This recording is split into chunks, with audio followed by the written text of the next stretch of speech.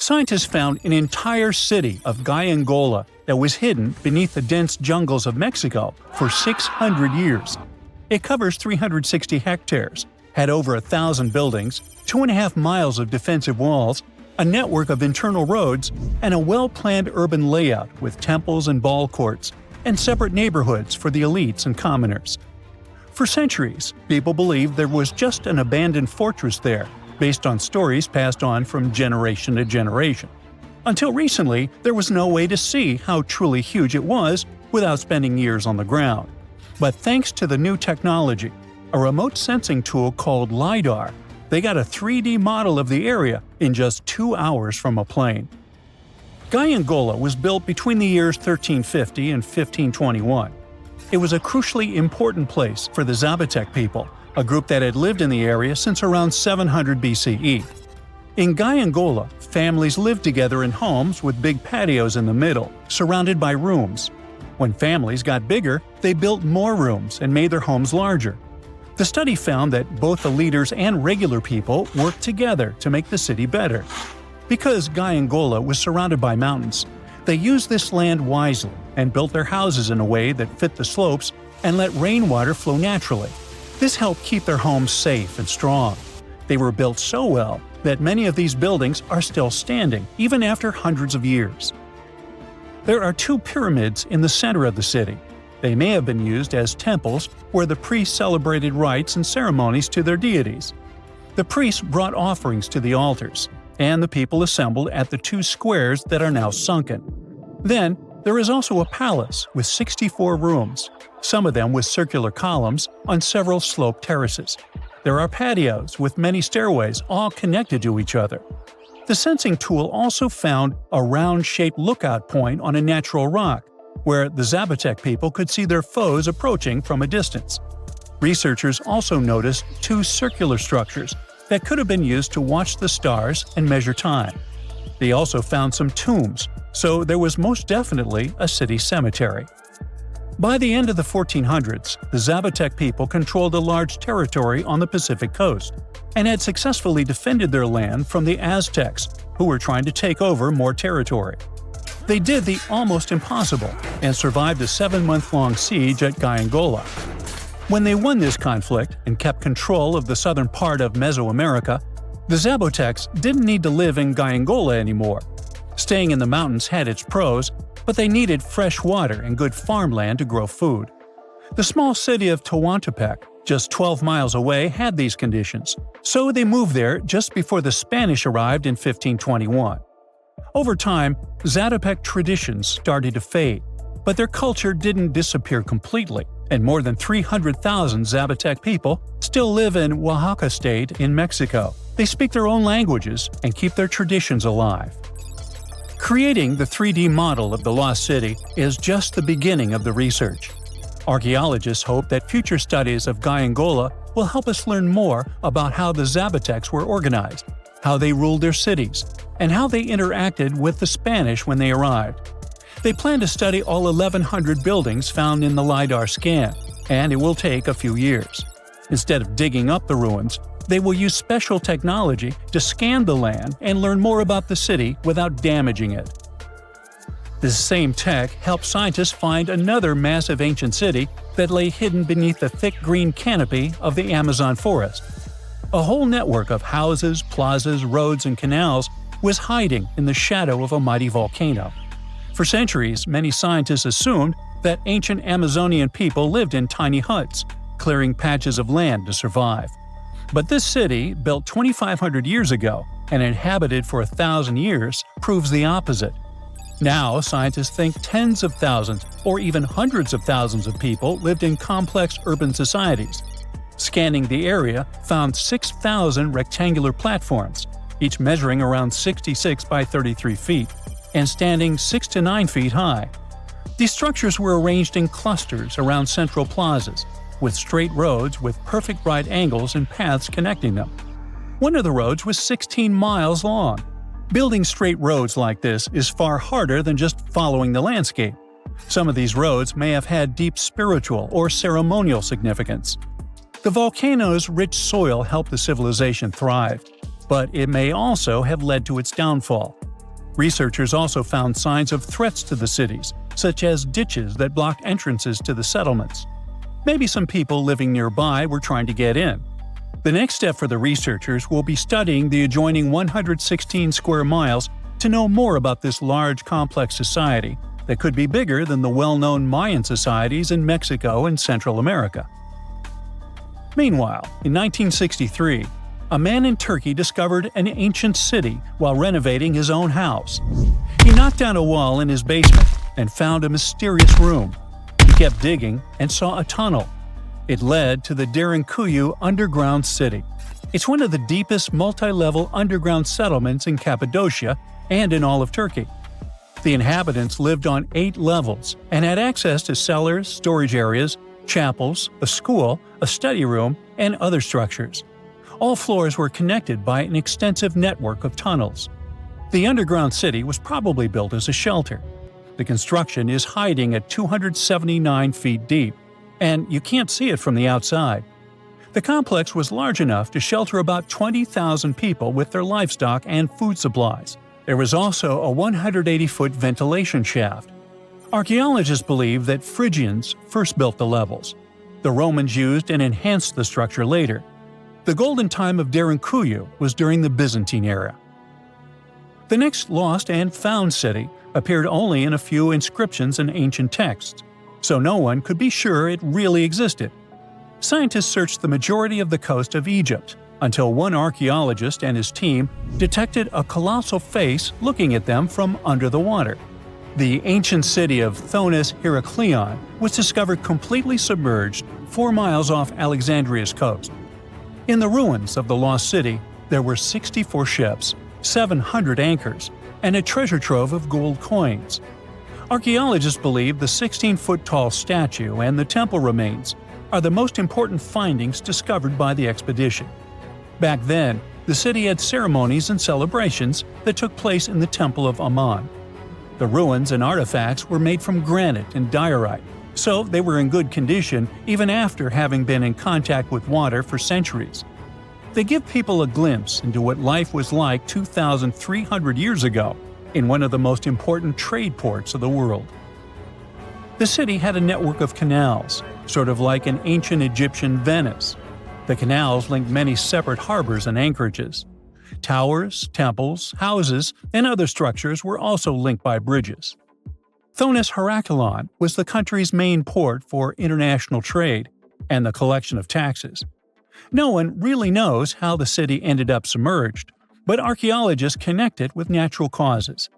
At the end of the 2nd century BCE, most probably after a flood, it got covered with water.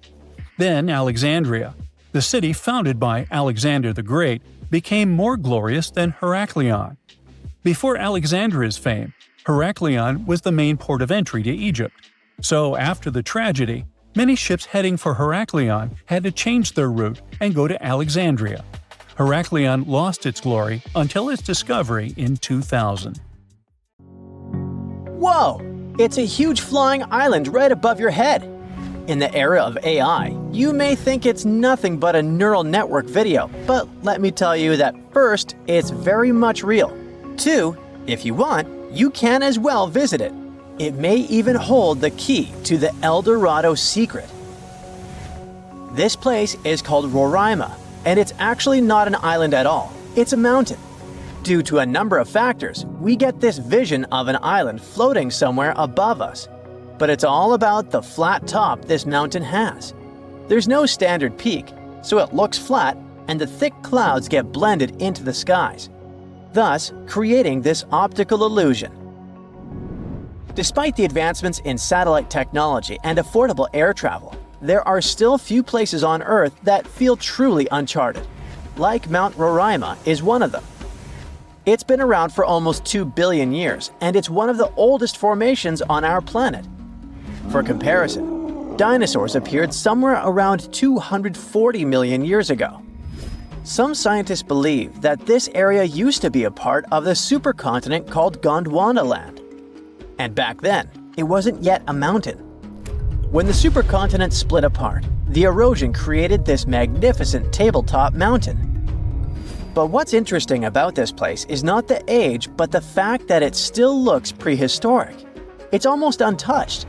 The reason for that is late exploration of this part of South America. By the way, we still discover new flora and fauna species living there every year. For a mountain, it's relatively short, only 9,220 feet. There are cities located at a higher pitch above sea level, say La Paz in Bolivia, whose elevation is 11,940 feet. So people could be living in the area of Mount Roraima too, despite its hard-to-get location. But there's a twist to it. The Pemon people are the original inhabitants of this region, and they have an incredibly rich tradition of myths.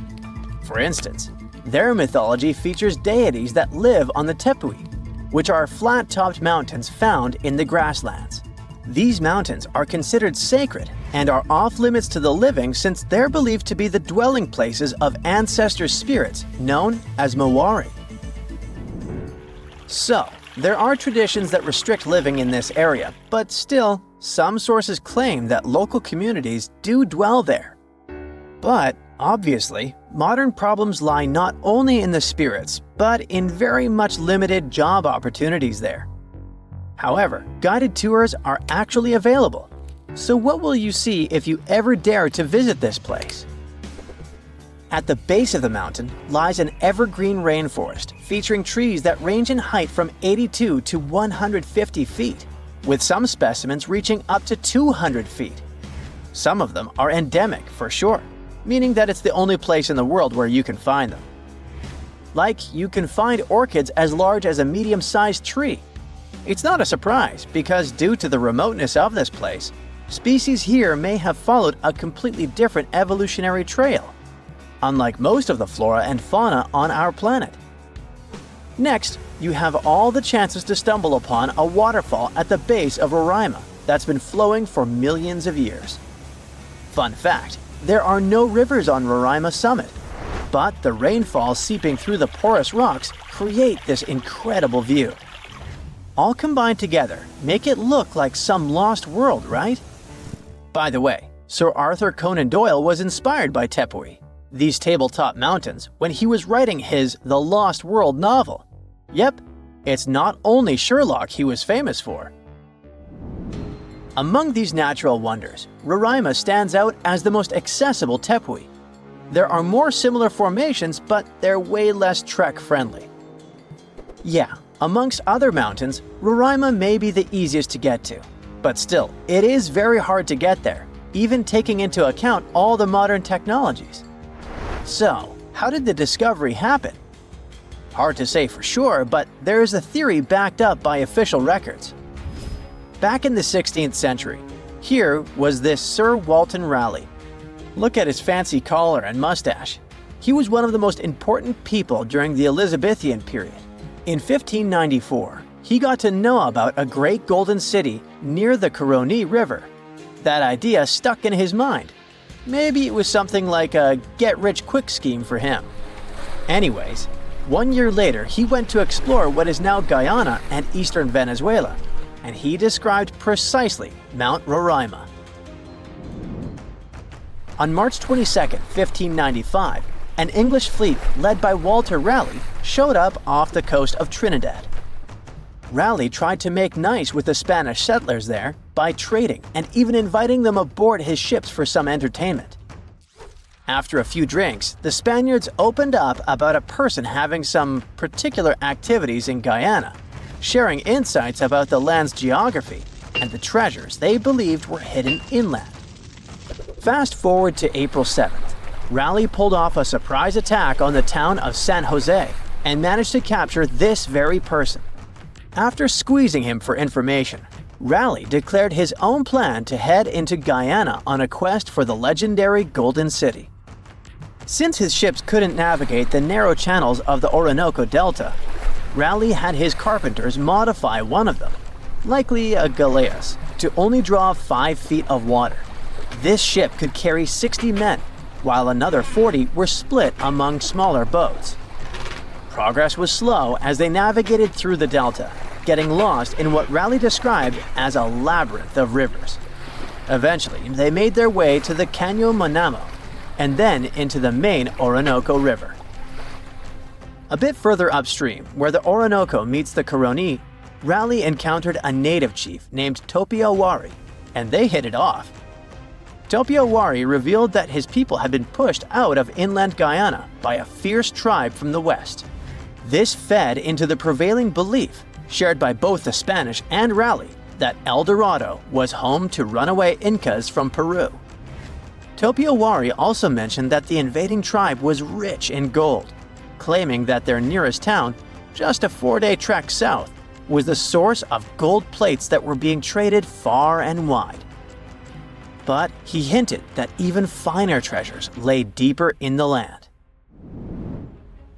Raleigh then made his way to the mouth of the Caroni, but strong currents halted any further progress. He sent out 2 scouting groups on land, while he led a third one. They unearthed a few shiny stones that they eagerly dug out of the ground, but most turned out to be worthless. They learned that a massive lake about 40 miles wide lay at the head of the Caroni, filled with alluvial gold. However, with no way to move forward and the Orinoco's waters rising, Raleigh had to call off the expedition, hoping to come back when conditions were better. It wasn't until 1616, over 20 years later, that Raleigh got the go-ahead from James I for a second try in Guyana. He assured the king he could retrieve a lot of gold from a mine near the Caroni that he had heard about on his earlier trip. James specifically ordered him not to clash with the Spanish, who were still controlling the Orinoco area. When Raleigh arrived in South America, he stayed on the ship while sending Lawrence Kemmys and a team to look for the mine. For reasons that remain unclear, Kemmys ended up attacking and capturing the Spanish town of Santo Tomé, resulting in the demise of Raleigh's son Wat during the skirmish. Unable to find the mine, the crew returned to the ship, and facing Raleigh's anger, Kemmys took his own life.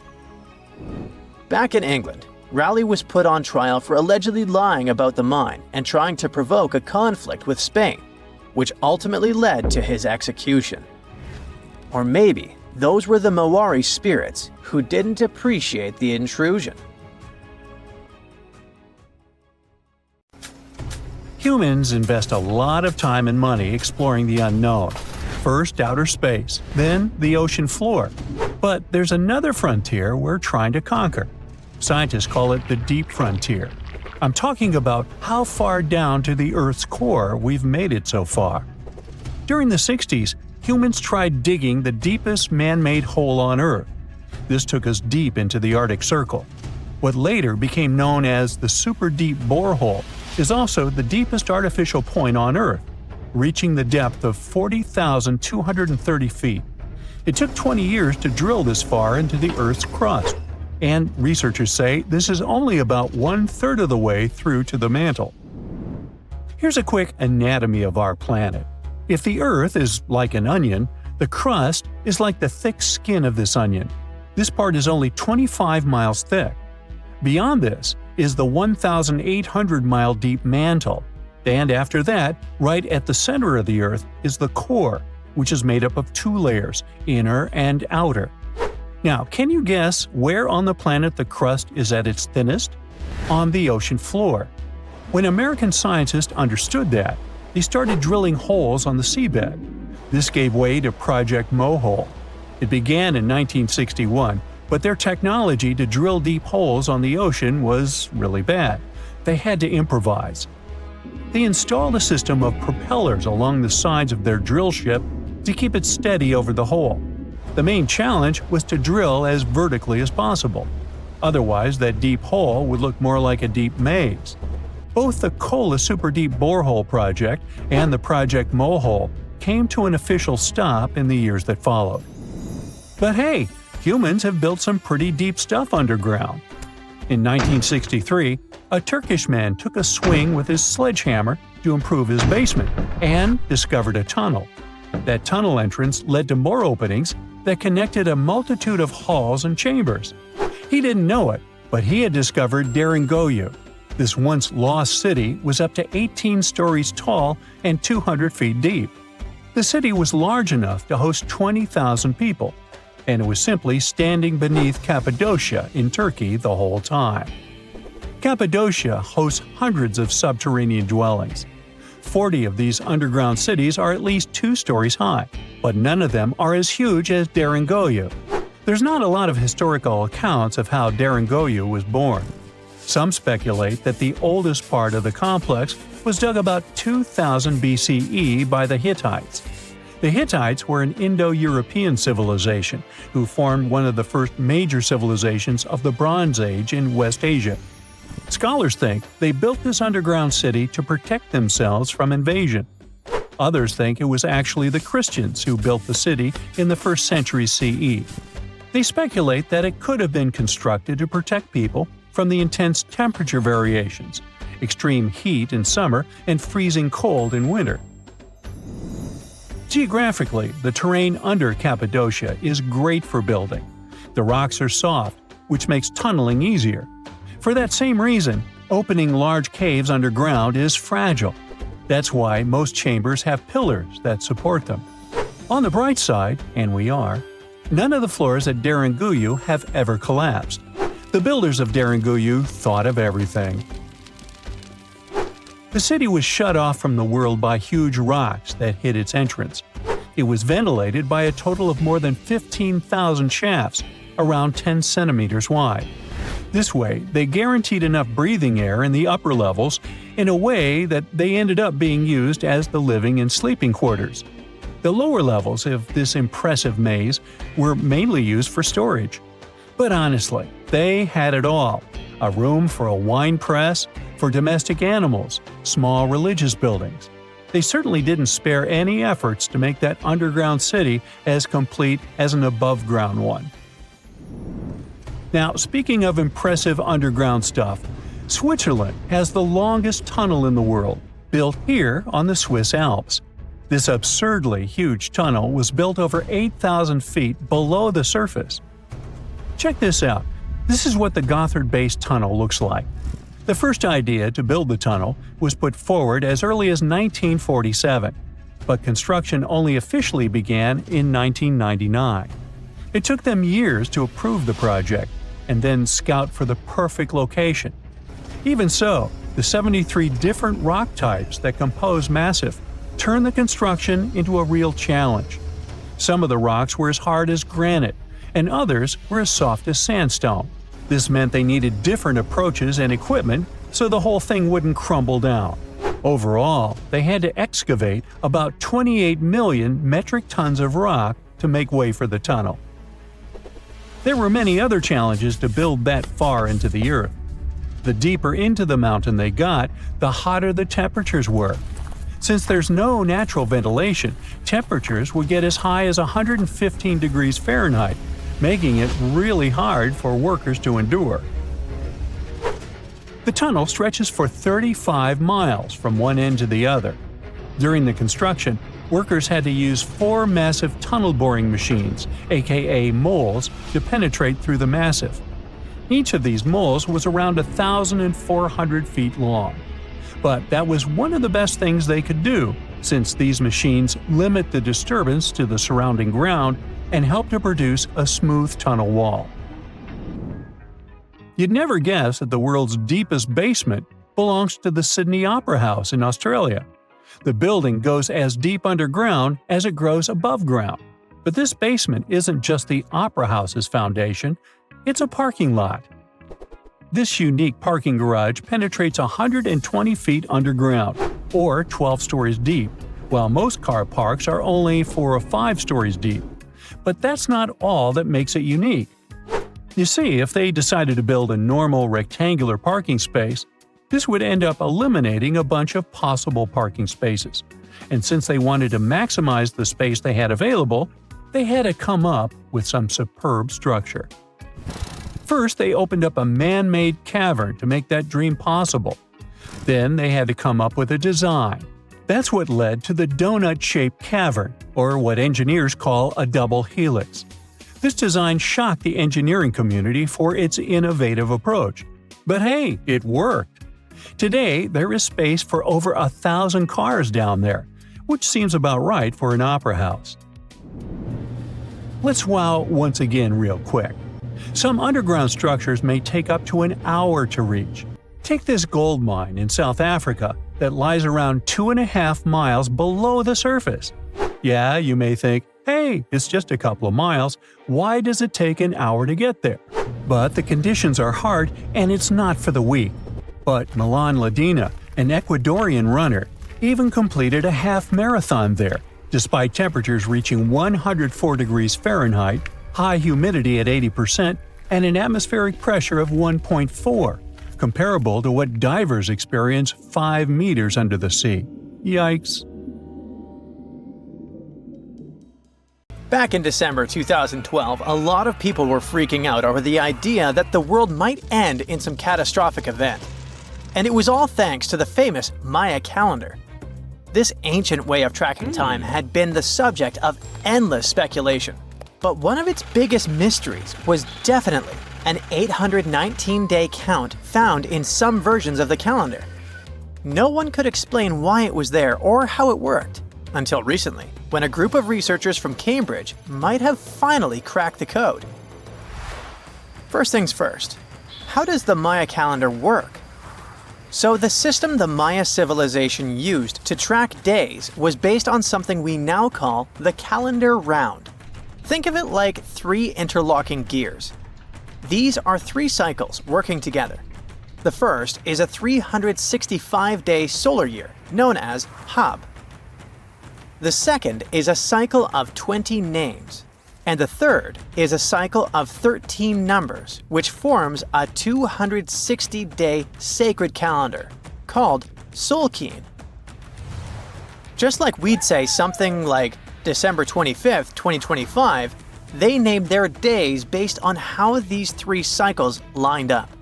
For example, here we have the day 3 Manik and the 14th of the month Hop. It takes 52 years for the 3 cycles to align in the same way again. After that, the days start repeating. But this is where things start to get more complicated and mysterious. On some Mayan monuments, we have also found enigmatic inscriptions pointing to the existence of another cycle, the 819-day count. There are about 20 examples of these inscriptions, mostly found in places like Palenque and Yaxchilan in Mexico. So it didn't seem random at all, and this calendar must have been hiding a big secret. Early research showed that the 819-day cycle was represented by one of 4 colors and the cardinal directions associated with them. Black was tied to the west, red to the east, white to the north, and yellow to the south. Researchers also discovered that this period of time could be broken down into 3 smaller cycles. One of 9 days, one of 7 days, and one of 13 days. Multiply them together, and you'd get 819 days. Pretty cool, but why did they do that? This color scheme and the 3 cycles seemed like a basic level of interpretation, and experts were pretty sure its real purpose was still hidden from us. Another thing researchers noticed is that this strange count of days was mostly shown using a Y glyph, followed by a number. But in some cases, they also added a glyph representing Kawil. This was a powerful Maya deity, often associated with creation and lightning. He was usually symbolized by a torch coming out of his forehead, representing the spark of life. But in the 90s, a study suggested that when Kawil's inscription showed smoke and fire coming from his forehead, it could actually represent the planets Jupiter or Saturn, or maybe even both.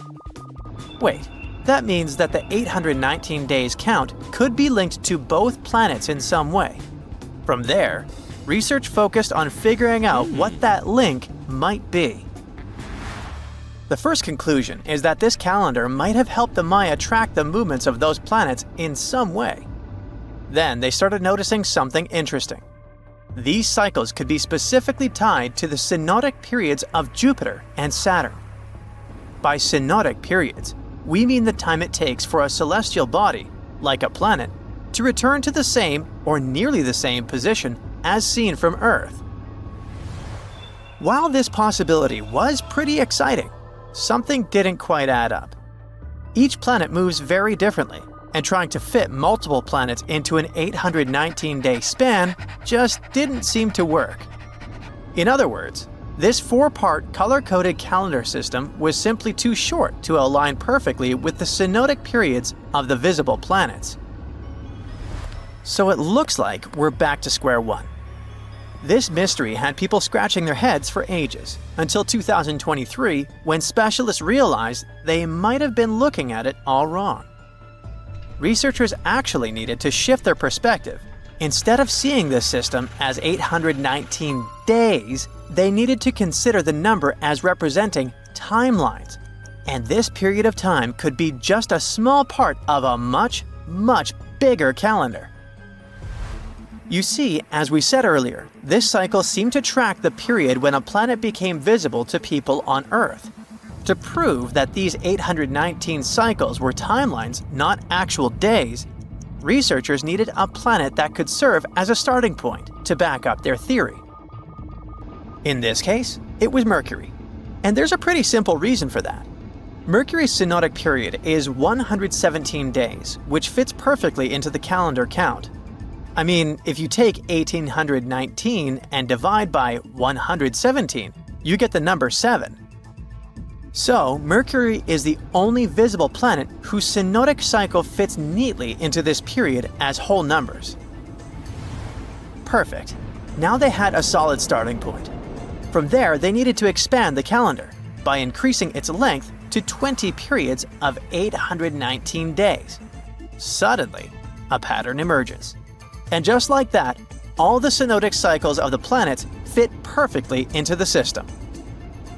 For example, Saturn's synodic period from 378 days lines up perfectly after 6 819-day cycles. Venus aligns every 5 cycles. Jupiter every 19 cycles. And Mars, which takes the longest, needs 20 cycles. In other words, it takes about 45 years for Mars to align with the synodic periods of all visible planets. So, this is how researchers determined that the ancient civilization wasn't referring to days, but rather to timelines. The Maya astronomers came up with this count as part of a larger calendar system of 20 periods. But then a question comes up. Why was studying the synodic period so important to the Maya? Well, we don't have super specific answers about this mysterious calendar yet. But what we can say for sure is that the Maya truly believed in the powerful influence of the cosmos on daily life. So maybe they wanted to analyze how the movements of all the visible planets lined up with their other calendars. Of course, this system is just one part of the Maya's amazing and advanced understanding of astrology. And it wasn't just about using astrological cycles for planting and harvesting. They also had crazy specific knowledge, like how to predict solar eclipses. Archaeologists believe the Maya connection to the stars is reflected in the ruins of their world. Take the famous pyramid in the ancient city of Chichen Itza, located in Mexico's Yucatan Peninsula. If you look closely at the base of its staircase, you will see a snake's head carved in stone. But here's the coolest part. During the spring and fall equinoxes, when day and night are exactly the same length, the sun casts sharp, triangular shadows on the staircase. It creates the illusion of a snake slithering down the steps. Another example of how they use their knowledge of astronomy in their temples is in Tikal, Guatemala. Built around year 1 of the Common Era, this pyramid is considered one of the Maya's earliest astronomical complexes. And its alignment and orientation allowed them to track and calculate solstices and equinoxes with incredible precision. The Maya were skilled skywatchers. Just like we have modern-day high-tech observatories with round domes, they had something similar. Meet El Caracol. The name means snail in Spanish and refers to the spiral staircase inside the tower. Built around 906 Common Era, It was the perfect place to observe all the changes in the sky and track the movements of the sun, moon, planets, and stars. Unlike us today, with our telescopes, satellites, and advanced tools, the Maya relied entirely on naked eye observation, and that makes their achievements even more incredible. Imagine a place that could literally start at one end, trek over 1,800 miles straight to the west, and still be stuck under that massive canopy. This place is like a haven for all sorts of crazy creatures, hosting around 10% of the world's species. It's always been seen as this wild, untouched paradise where humans haven't messed things up yet. You know, like a glimpse into how the world used to be before we spread like wildfire across every continent, causing chaos everywhere. I'm talking about the Amazon region. That massive jungle turns out to be hiding some seriously cool secrets. For centuries, people have been talking about these lost cities deep within the forest. We're talking about El Dorado, the legendary city of gold that had Spanish explorers going crazy, venturing into uncharted territory, never to return. And even in the 20th century, the adventurous Perry Fawcett went looking for the lost city of Z and disappeared into the jungle, leaving us all hanging. Scientists have actually found evidence that ancient cities did exist in the Amazon. But how did they find these hidden ruins in such a dense and remote forest? Well, they've got this awesome technology called LiDAR. Basically, they hopped into a helicopter and used light-based remote sensing to digitally strip away the canopy and reveal the ancient ruins of a massive urban settlement around Llanos de Mojos in the Bolivian Amazon. The place was once home to the Kasarabi culture, which thrived from 500 to 1400 CE. They had these incredible urban centers with huge platform and pyramid structures. They even had raised causeways connecting different suburban-like settlements spread across miles and miles of land. These guys were seriously ahead of their time, and they had an epic water control and distribution system with reservoirs and canals. So yeah, the Amazon rainforest wasn't just some untouched wilderness. It was actually heavily populated and even urbanized for centuries before recorded history of the region began. But the thing is, a bunch of people turned a blind eye to the fact that there were actually some pretty cool architectural sites lurking around here that totally deserve some exploring. Scientists predict that in the next 10 to 20 years, we're going to uncover a ton of these cities, and some might even be bigger than the ones we're talking about here. Michael Heckenberger, an anthropologist with the University of Florida, points out that we've seen some similar settlement features, like moats and causeways, in other parts of the ancient Amazon. This new research reveals something totally mind-blowing. Past examples of urbanism in the Amazon were more like groups of villages connected together, not quite what we'd call urban. You see, they were missing those fancy larger centers with their grand architecture and stuff. But guess what? Llanos de Mojos has got them. This place is the real deal when it comes to a fully urbanized Amazonian landscape. So, in the Llanos de Mojos region, a bunch of ancient settlements have been found. These were home to the Kasarabi people, who were all about hunting, fishing, and farming maize. We're talking about hundreds of sites spread across 1,700 square miles. But these sites were so remote and hidden in the tropical forest that it was like trying to find a proverbial needle in a haystack. A team of archaeologists weren't going to let that stop them, though. They decided to take to the skies and use some fancy LiDAR mapping technology. Just imagine an aircraft flying over the area, shooting out a bunch of infrared beams. These beams hit the ground and bounce back, giving us the distance to different objects. It's like creating a super detailed map from above. Using computer software, these genius scientists were able to strip away the trees from the images, revealing the Earth's surface and all the ancient archaeological goodies hidden beneath. And boy, did they strike gold. They found a whopping 26 unique sites, including 11 that nobody even knew existed before. So what about these 26 super cool sites? Among them, we've got Landavar and Kotoka, which are like these huge urban centers. And get this, we already knew they existed, but the new maps revealed they cover 1.5 and 1/2 square miles respectively. These centers are surrounded by moat and rampart fortifications, like something out of a medieval castle, and they've got all sorts of crazy stuff inside. We're talking artificial terraces, massive earthen platform buildings, and pyramids that reach over 70 feet tall. All these epic buildings are actually facing the north-northwest. It's like they were trying to align themselves with the cosmos or something. This kind of cosmic worldview can be found in other ancient sites in the Amazon too. Now, let's take a bird's-eye view and strip away all those pesky trees.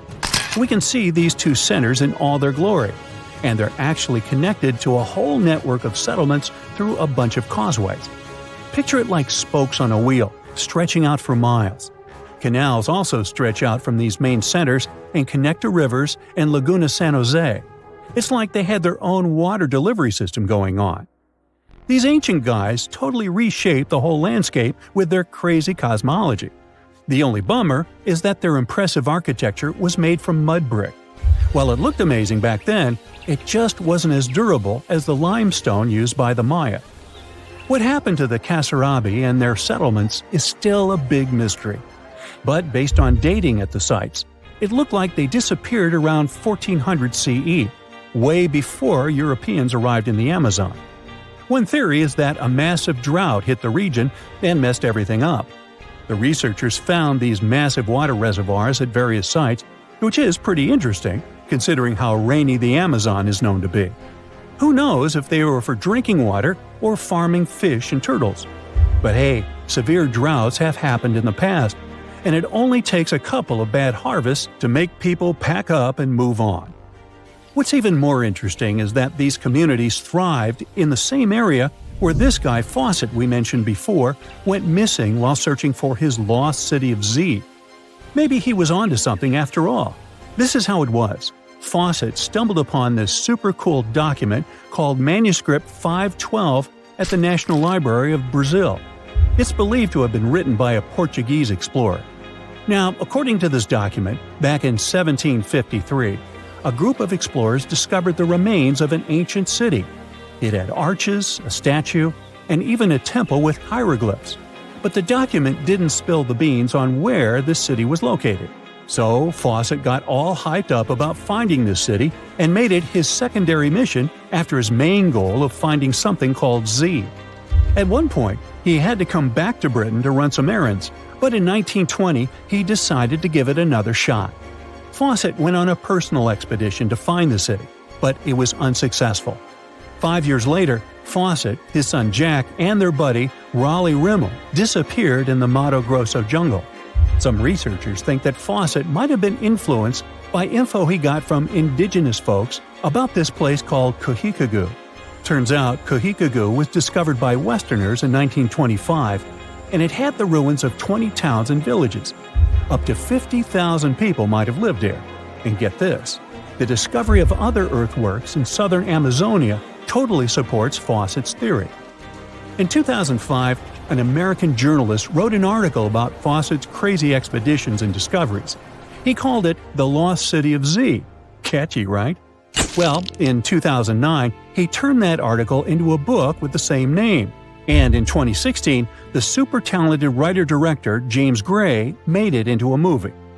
Now, here's where things get a bit sad. The Amazon region is changing rapidly. Farming, ranching, and energy production are changing this incredible place. And guess what? Those untouched areas with ancient relics won't stay untouched for long. It's a race against time to document and preserve what's left of our past before it's lost forever. You are lost deep within the jungle in the Yucatan Peninsula in Mexico. There are strange noises all around you, and to make it worse, the sun is setting. Soon, you'll be alone in the middle of an unknown rainforest.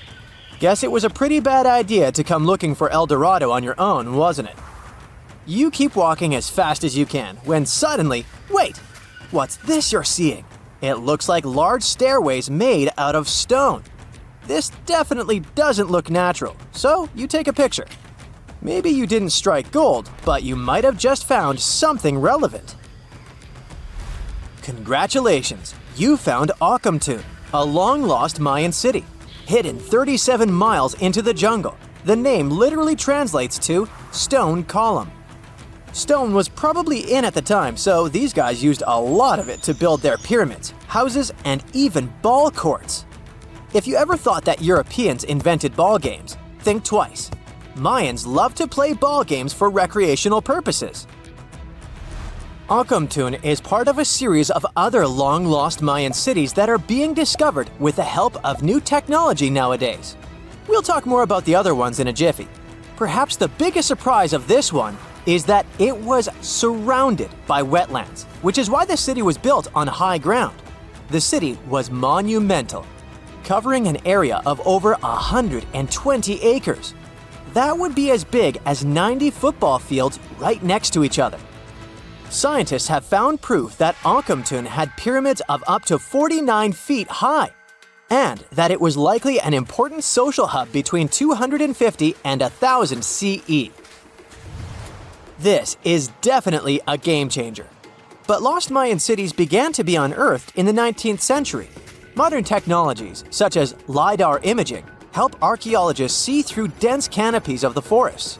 This means that people don't really have to risk getting lost in the tropical jungle like you did at the beginning of this video. LiDAR works sort of like an X-ray. It sends out laser beams that can detect any signs of ruins or ancient constructions. According to space archaeologist Sarah Parchak, satellite imagery has been a key player in discovering ancient cities in South America, Egypt, and other places. Sarah herself spends most of her days scouring images for any signs of where there could have been cities long ago. She says that more often than not, what happens is that ruins are covered by vegetation, soil, or sand, which makes them super tricky to find. But thanks to these awesome tools, scientists also made the huge discovery of ancient Mayan causeways, which spread throughout old Mayan territories.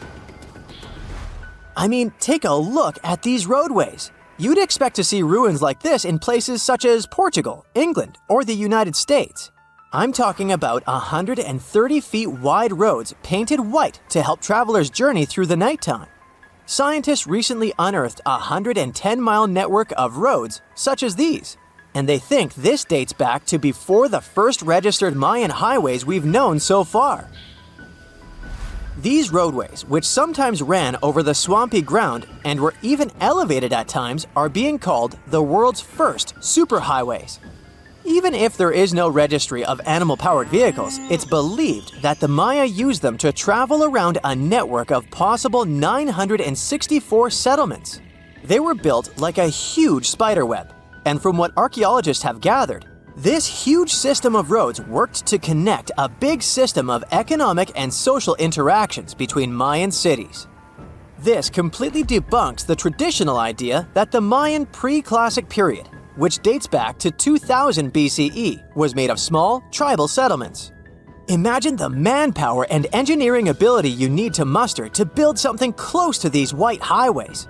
Scientists believe that these causeways were built pretty much the same way as the Mayans built their pyramids, with a mixture of mud and quarry stone. Oh, and using several layers of limestone to make them white. That's pretty cool, right? But let's take a few steps back for a moment to get some context. The Mayans were one of the biggest pre-Columbian civilizations living in the Americas.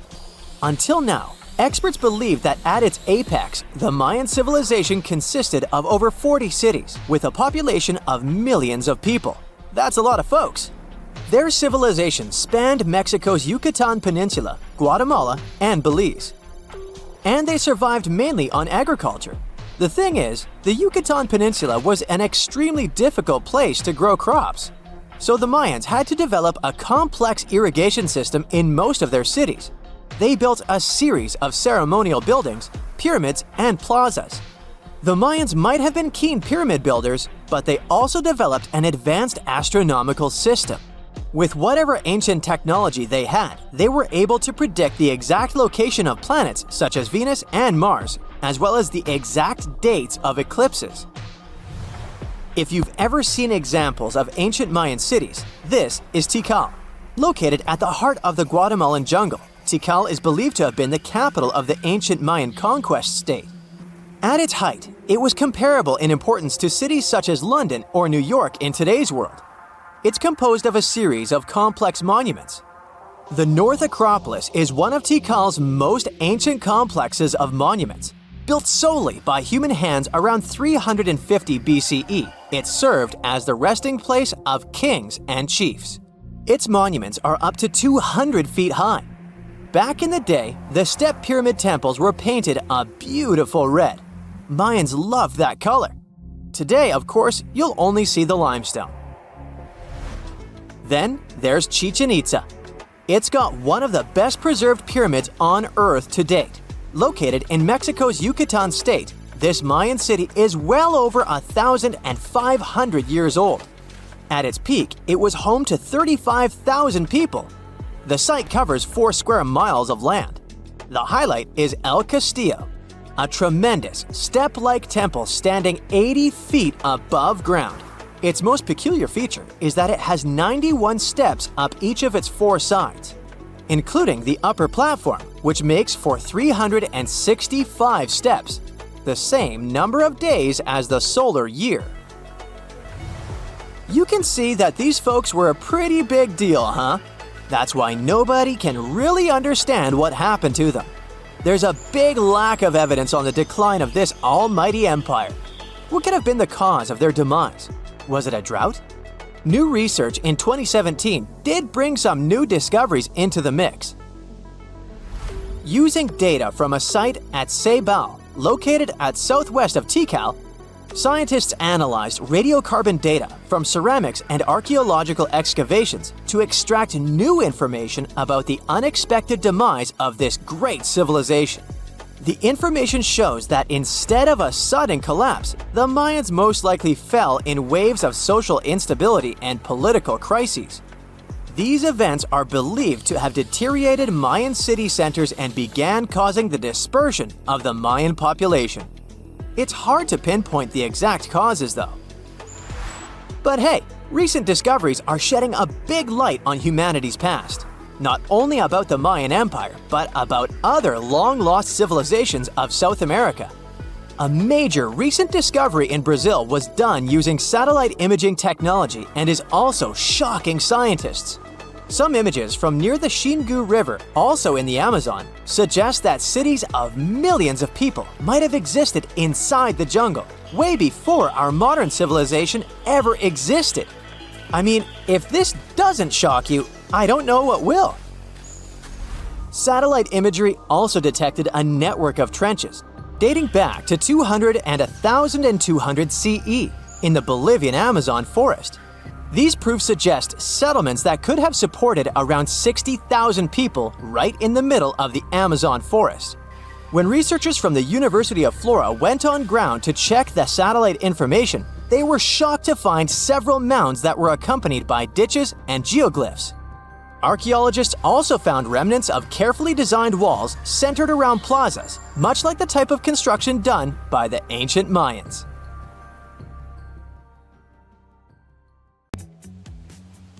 Hey, if you think Stonehenge is one of the oldest stone monuments ever, well, let me introduce you to Göbekli Tepe. Buckle up, we gotta travel to Turkey to meet this really old guy. Yeah, he's too old to travel. Jokes aside, Göbekli Tepe, an archaeological site located in southeastern Turkey that dates back to the Neolithic period, around 10,000 BCE. It's considered to be one of the oldest and most significant archaeological discoveries in recent times.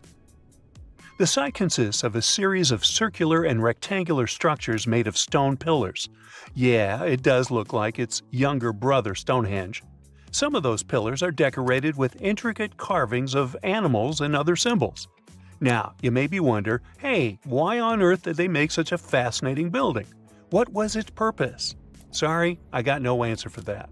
The purpose of the site is still unknown, but it is believed to have been a ceremonial center for the ancient people who lived in the area.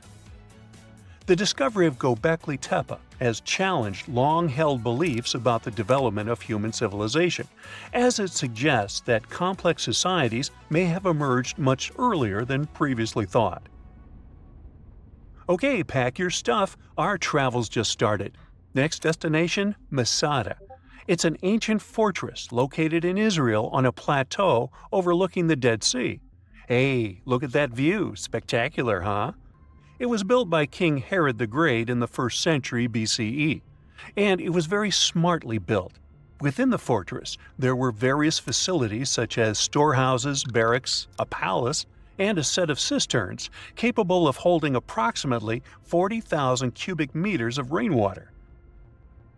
People living there believed that the collected runoff from a single day's rainfall could provide sustenance for over 1,000 individuals for a period of 2 to 3 years. Access to the fortress was limited to 3 steep and winding paths leading up to fortified gates.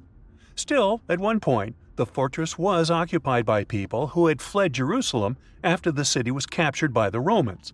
They held out against the invaders for several months, but eventually they were defeated. But these guys didn't surrender. The story of Masada has become a symbol of resistance and bravery. Today, Masada is a popular tourist attraction and a UNESCO World Heritage Site. The next flight is going to be short. We're popping over to Egypt to see the Karnak temple complex. It's a vast ancient Egyptian temple complex located in the city of Luxor, Egypt. It was built over a period of 2,000 years and covers an area of more than 200 acres. The complex is dedicated to the worship of the deity Amun-Roka. Wait a minute, that should be Amun-Ra, and it was one of the most important religious centers in ancient Egypt.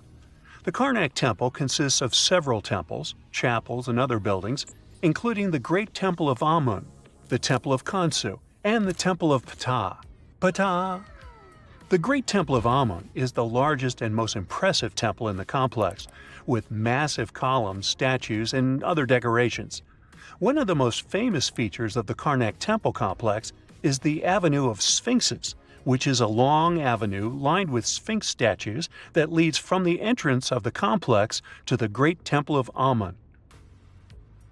Another notable feature is the Hypostyle Hall, which is a massive hall with 134 columns that are over 70 feet high. The Karnak Temple complex is a popular tourist attraction and a UNESCO World Heritage Site.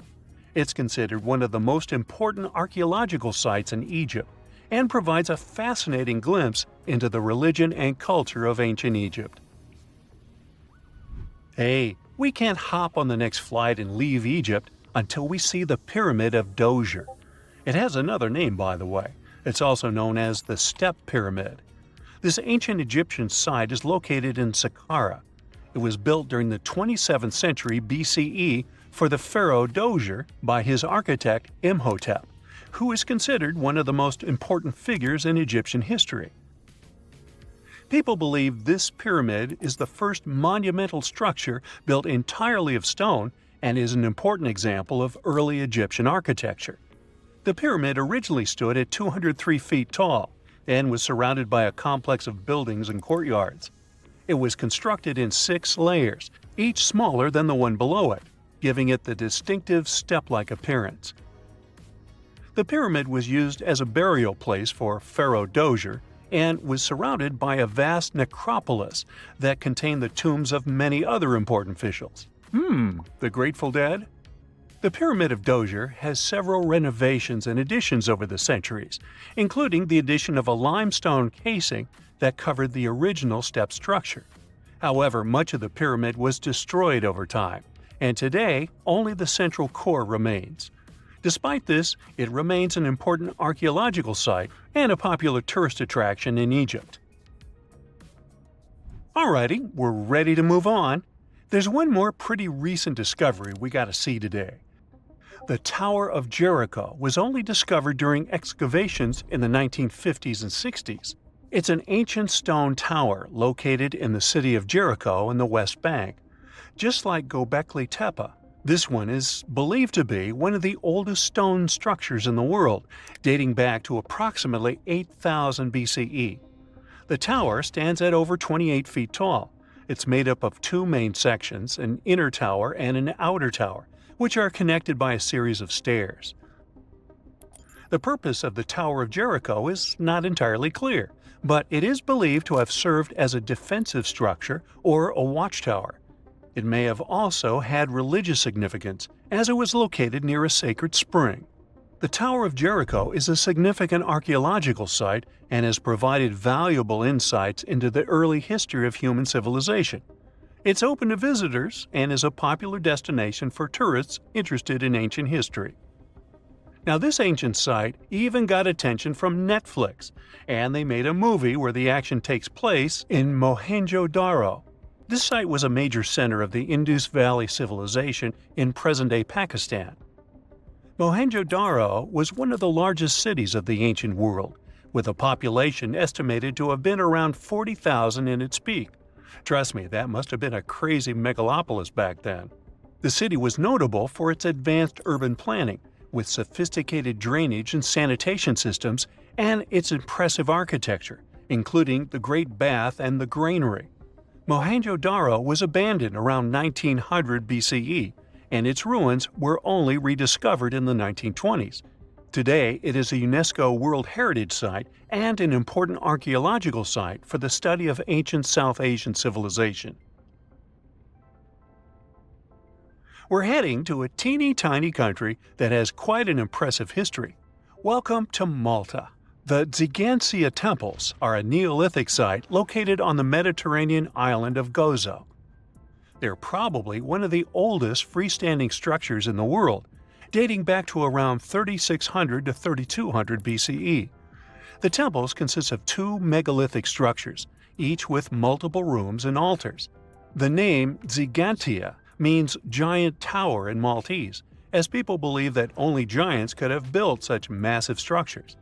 The temples are believed to have been used for religious purposes and are considered to be an important example of prehistoric architecture.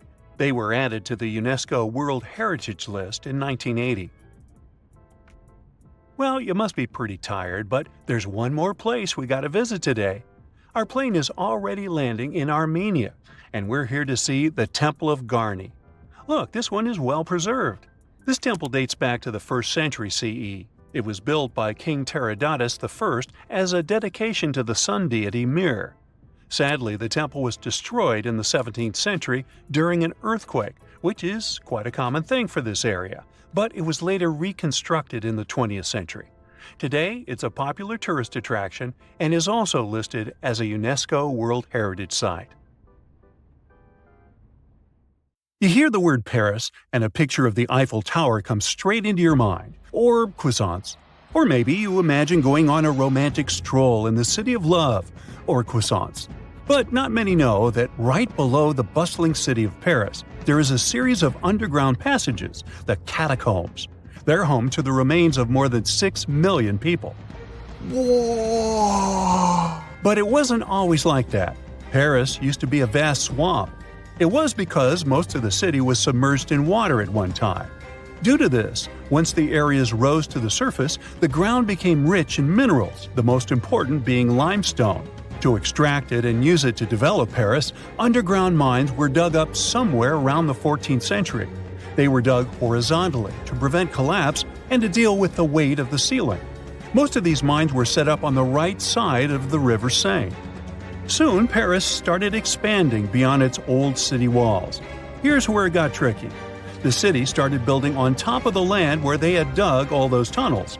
This caused some big problems, like the ground collapsing. In 1774, one of the roads in the suburbs collapsed about 100 feet into the ground. Due to rising safety concerns, officials decided to abandon the mines. The quarries were checked, and the tunnels were renovated to avoid future disasters. The bones ended up in the tunnels because of another major problem Paris faced a few years later. The growing population of the city caused an increase in the number of bodies. Cemeteries became overcrowded, and the city was actually so bad that at one point, bodies could not be taken care of properly. They started to rot and spread harmful bacteria. So, those who were in charge of Paris got an idea. They picked a new spot that was like a secret hideout for bones, one of the old mines. The process of moving the bones from cemeteries to the tunnel started in the late 1780s. They began with the biggest cemetery in Paris, the Saint-Innocent Cemetery. They didn't want to scare people, so they moved the bones at night. The remains went into two big holes in the ground and then got stacked in the tunnels by the quarry workers. They continued moving the bones until Paris developed into a city in the 1860s. The official name given to the collection of mines turned cemetery was the Paris Municipal Ossuary, But this name never became popular, and the tunnels instead became known as the catacombs. While the bones were still being added to the collection, the officials saw fit to open the place for public viewing in the year 1809. Tourists had to make a prior appointment and sign a guest book. As time passed, famous people started visiting, including the future King Charles X, Austrian Emperor Francis I, and Napoleon III. Of course, the rules for visiting have been changing over time, but now the catacombs, also known as the ossuary of Denfert-Rochereau, have become a famous tourist spot. Around 5 million people come to explore it every year. What drives them? Well, in addition to the creepy but rich history, the catacombs are also considered one of the most haunted places on Earth, and there are several unsolved mysteries surrounding them. Some years back, a camcorder was discovered in the catacombs with a bit of footage. ABC Family showed the video in their documentary. In the clip, you can see a man very deep inside the catacombs, exploring alone. The video is from his point of view, and he sees something strange.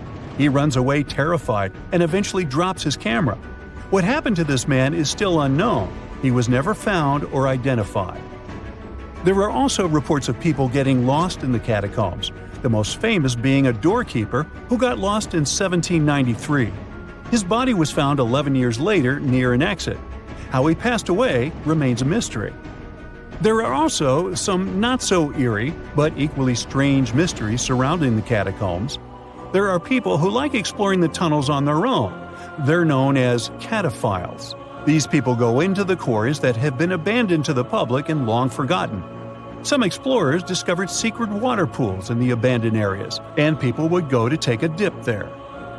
In 2004, police patrolling an unexplored area came across a 5,300 square foot cavern with a movie theater. There was a screen, projection equipment, some classic movies, and even chairs.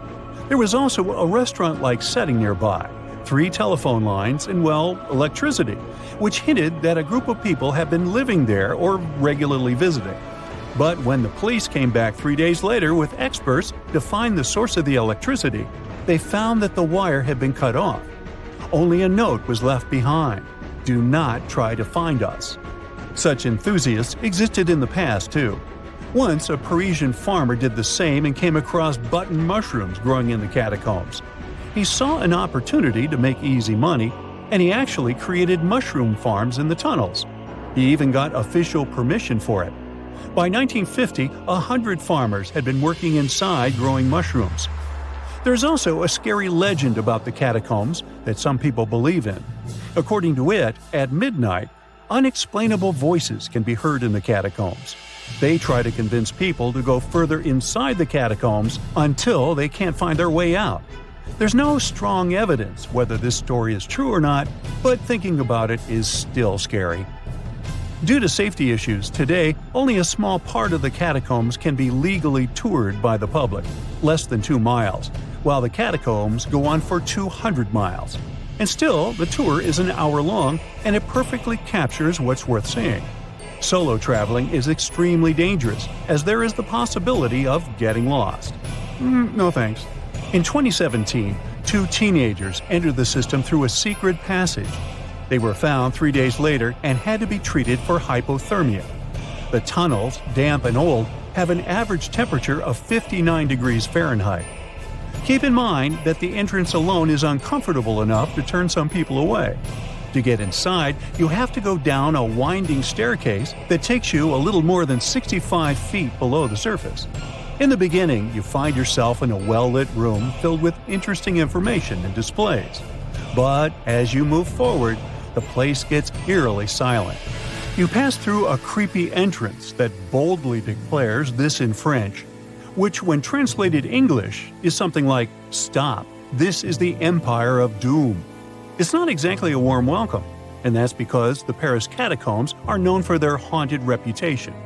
As you move deeper, the sounds of the world above fade away, and soon you are surrounded by the silence of the earth below. The bones themselves are placed strategically, almost in artistic patterns.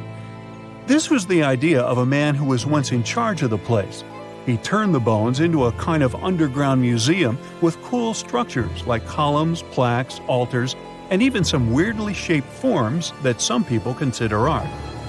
Popular all year round, the catacombs become particularly loaded around Halloween.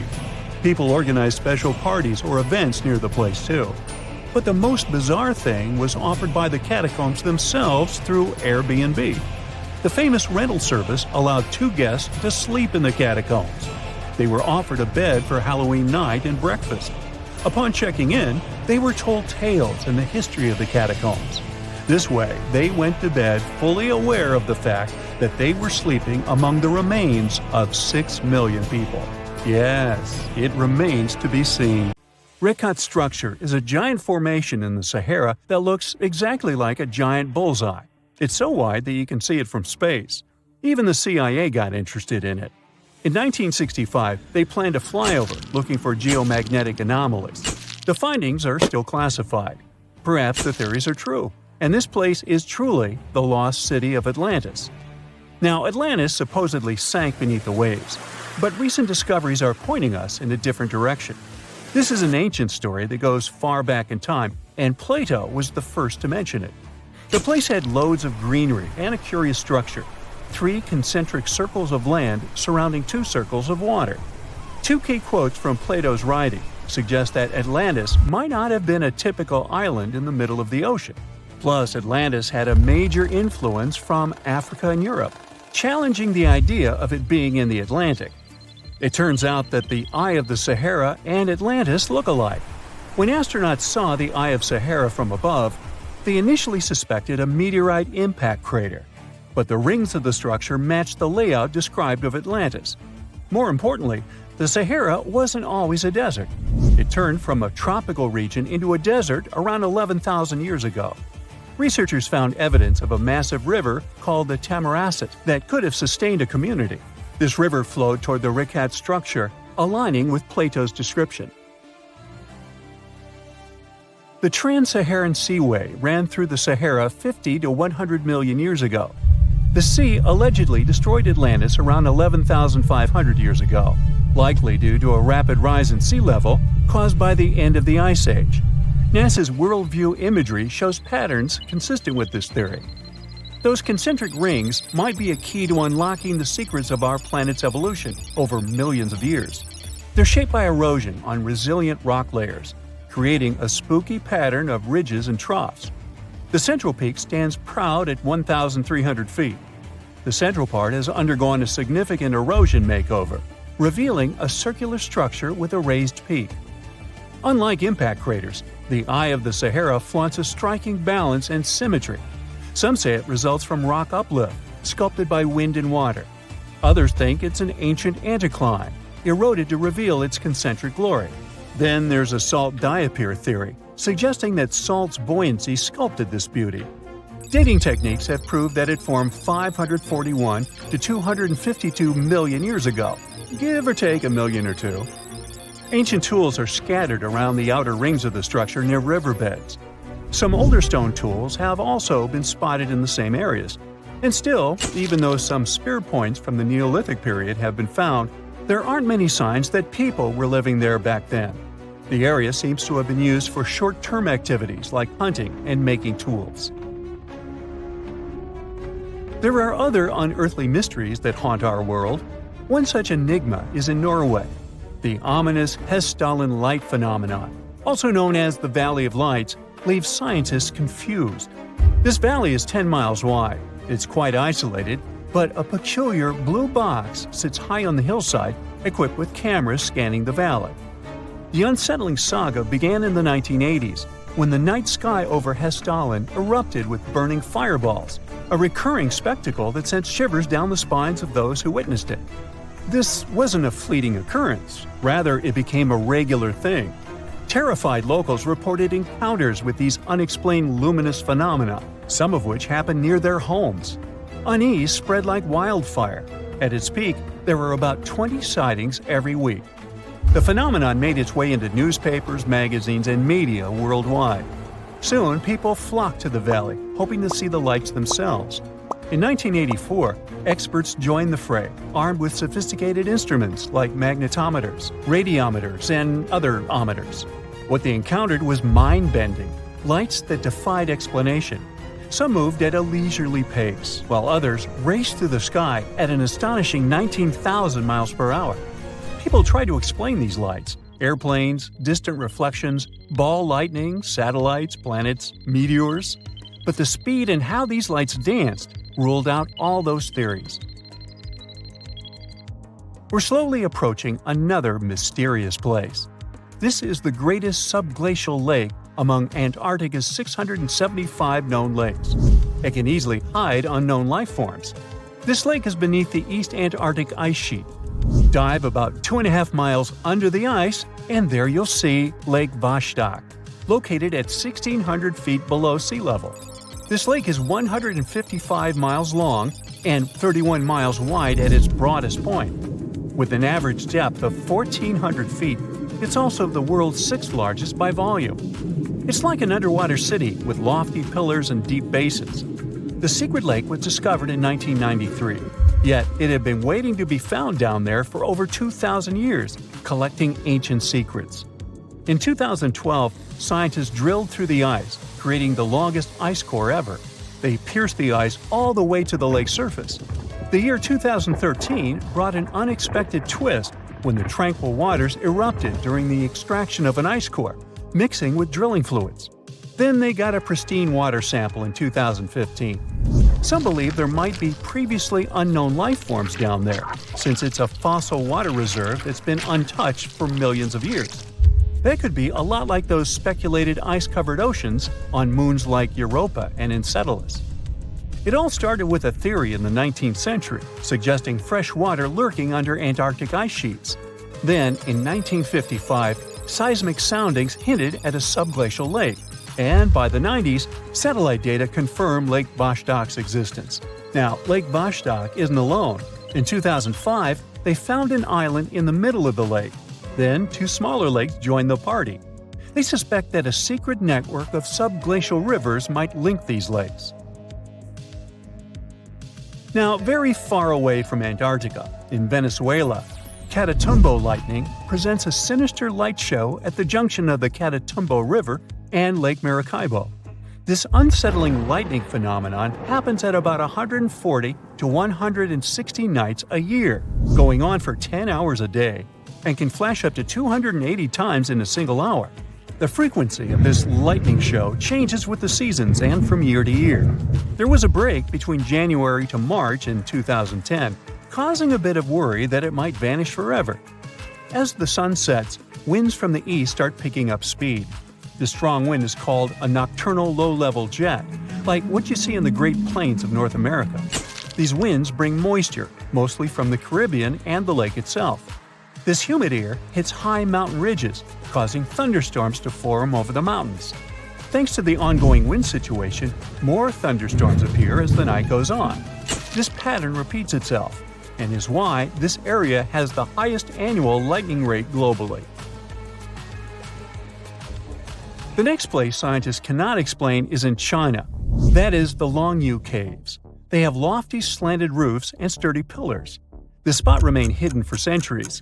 These human-made caverns, built around 2,000 years ago, decided to reveal themselves only in the 90s. Local farmers drained some ponds and unveiled 5 massive caverns. Further digging exposed an additional 19 smaller caves. They range from 60 to 110 feet in width and 26 to 50 feet in height. Archaeologists found historical relics from the reign of Emperor Zhuan of Han, dating back to over 2,000 years ago. Now, how did these caves survive for more than 2 millennia without falling apart? No ancient records explain the way they were crafted either. The walls show chisel marks, hinting at some layer-by-layer chiseling action, but the exact construction process is still a head-scratcher. At some point in its long and very interesting history, our dear planet Earth was sort of snoozing, just doing its planetary thing, spinning around the sun. And then, bam! Life starts getting fancy. Plants and animals start strutting their stuff, showing off their complexity. Fast forward a bit. about 65 million years ago to be exact. And a cosmic disaster strikes, or at least that's what we presume. An asteroid probably smashed into Earth, wiping out the dinosaurs and other big animals. We can't pinpoint specifics about the asteroid, but we do know that it was extremely large and it crashed into our precious planet, creating a dusty mess that settled everywhere. You can still find remnants of that dust layer in sedimentary rocks today. If you dig beneath it, you'll uncover a whole bunch of fossils. These prehistoric creatures were living it up before the asteroid crashed the party. Think of it as the planet going on a cleaning spree, leaving a bunch of empty spaces waiting to be filled. And guess who took the opportunity? Mammals! These furry little critters were the ones to rise to fame. But why is it that this disaster became such a great opportunity for mammals? It's pretty simple, actually. With no big bullies around, they grew, multiplied, and had a population expanse. All kinds of mammals joined to fill in the blanks. Primates, rodents, basically, the whole furry gang. We're talking about placental mammals, marsupials, and even egg-laying mammals, adding some serious variety to the mix. We like to think of primates as our closest relatives here on Earth. What's their story? Well, around 63 million years ago, just a couple of million years after the dinosaurs' final dance, the primates decided it was time for a family reunion. They split into two groups, the dry-nosed primates, who became the cool monkeys and apes we know today, and the wet-nosed primates, who went off to become lemurs and aye-ayes, hey-hays. The fun didn't stop there. About 58 million years ago, the dry-nosed primates began their own little mission. One special guest called the tarsier, arrived on the scene, featuring big eyes that were perfect for late-night shenanigans. This tarsier took a different path from its primate relatives, embracing its unique niche and evolving separately. To this day, the tarsier is the only primate that feeds exclusively on meat. These little guys have a taste for insects, small birds, rodents, and even lizards. But that's not all that makes them unique. Their eyes are twice the size of their brains. Also, their heads can do a full 180-degree spin, just like an owl. Because of their features, the tarsiers are the true kings and queens of the night. With their superpower of ultrasonic tracking, they can spot their prey instantly. Plus, their legs and feet are like springs ready to launch them into action. They've got this special ankle bone called the tarsus, which gives them those epic leaping skills. Hence the name, if you were wondering. But let's leave these little critters to rest and get back to our story, shall we? About 55 million years ago, the Earth cranked up the heat, literally. This sudden hot pod was a bit too much for many deep ocean dwellers and plants to handle, and they bid their farewells. But hey, every goodbye is an opportunity for something new, right? The oceanic mammals known as cetaceans, saw their chance and took it. They splashed into those empty niches, becoming the rulers of the sea. In this category of creatures, you can find the blue whale and the dolphin. A special primate guest made an appearance around 47 million years ago. Scientists now affectionately call the fossil of such a creature Ida. This little wonder caused quite a stir, initially hailed as the missing link in human evolution. But here's the hilarious part. It turned out Ida was not one of us dry-nosed primates, but a cheeky wet-nosed one. Moving forward to 40 million years ago, this is when another big event happened in the primate world. The New World monkeys, our distant cousins, decided to take a different path and branch off from our lineage of Old World monkeys. They packed their bags and set off to conquer South America, where they're still living it up today. What's the difference between the two, you might ask? Well, one crucial thing that sets them apart is the fact that the Old World monkeys had nostrils that pointed downwards. Around 25 million years ago, another troop of apes entered the scene, and these guys had something special, the lack of a tail. These unique creatures would go on to become our closest relatives. We're talking apes and great apes, The cool gang who share a whole lot of genetic similarities with us. The first ape to break free from the monkey madness was the gibbon. About 18 million years ago is when this little acrobat swung into the picture. A few million years later, the great apes made their grand entrance too. Orangutans were the pioneers, venturing into the wilds of southern Asia. We're getting closer and closer to the present. It was 7 million years ago when the great apes took a major fork in the evolutionary road. One path led to our ancestors, the future Homo sapiens, and the other path led to chimpanzees and bonobos. These two primate branches remained united for a few million years before finally going their separate ways. 5.6 million years ago, a game-changing ape, called Ardipithecus, made its way into our evolutionary history. It had a special talent, bipedalism. That's right, this was one of the first apes to walk on 2 feet, probably making its primate buddies raise an eyebrow or two. The real showstoppers, however, arrived around 4 million years ago, the Australopithecus crew. These were the earliest members of the Hominina hominina subtribe. Our tribe. What made them so special? Well, probably the fact that they brought some serious tools to the game. Stone tools, to be precise. It seems that at some point in their evolution, these clever primates started using stones to make their lives easier. Now here comes a crucial turning point in our story. About 2 million years ago, our ancestors faced a food shortage. Survival of the fittest was the name of the game, and 2 strategies emerged. Group 1 went for stronger jaws, allowing them to chomp on tough foods like nuts. Group 2 had a different idea. They opted for weaker jaws, but bigger brains. They wanted access to a wider range of food options. Obviously, the bigger-brained group took the prize. And here's where our gang comes into play. Around 2.5 million years ago, a type of primate also known as handyman made its mark on history. These clever beings had larger brains and knew how to put those neurons to good use. About 1.9 million years ago, a new star emerged, Homo erectus. These creatures not only walked upright, but also had brains that were almost twice the size of the handyman's. They took the world by surprise, becoming the first of our direct ancestors to venture out of the African continent. They even knew how to tame fire.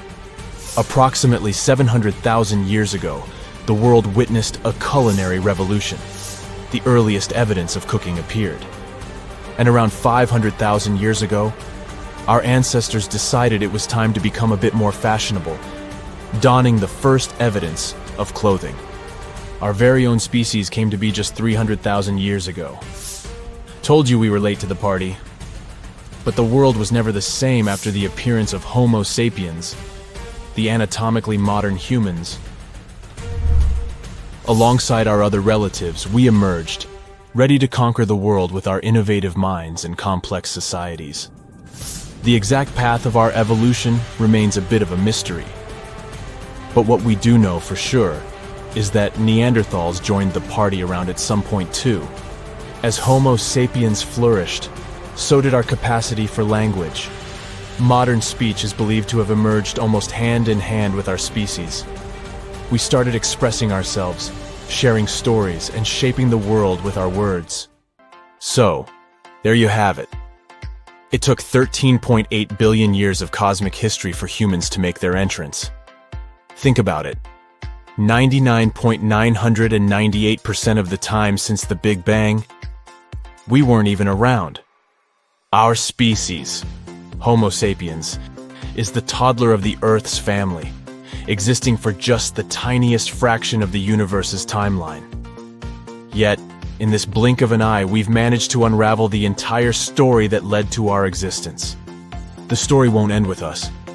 It's an ongoing saga, still being written with every passing moment. You're walking down the street. You see a strange-looking antique shop called Ageless Trinkets of Mr. Bright. You're curious, so you enter there. You take a look at all the weird stuff. Suddenly, an old folded parchment paper catches your attention. It's a world map, but something's off with it. Instead of showing the countries as you know them, It shows the locations of 4 mythical lost worlds and civilizations.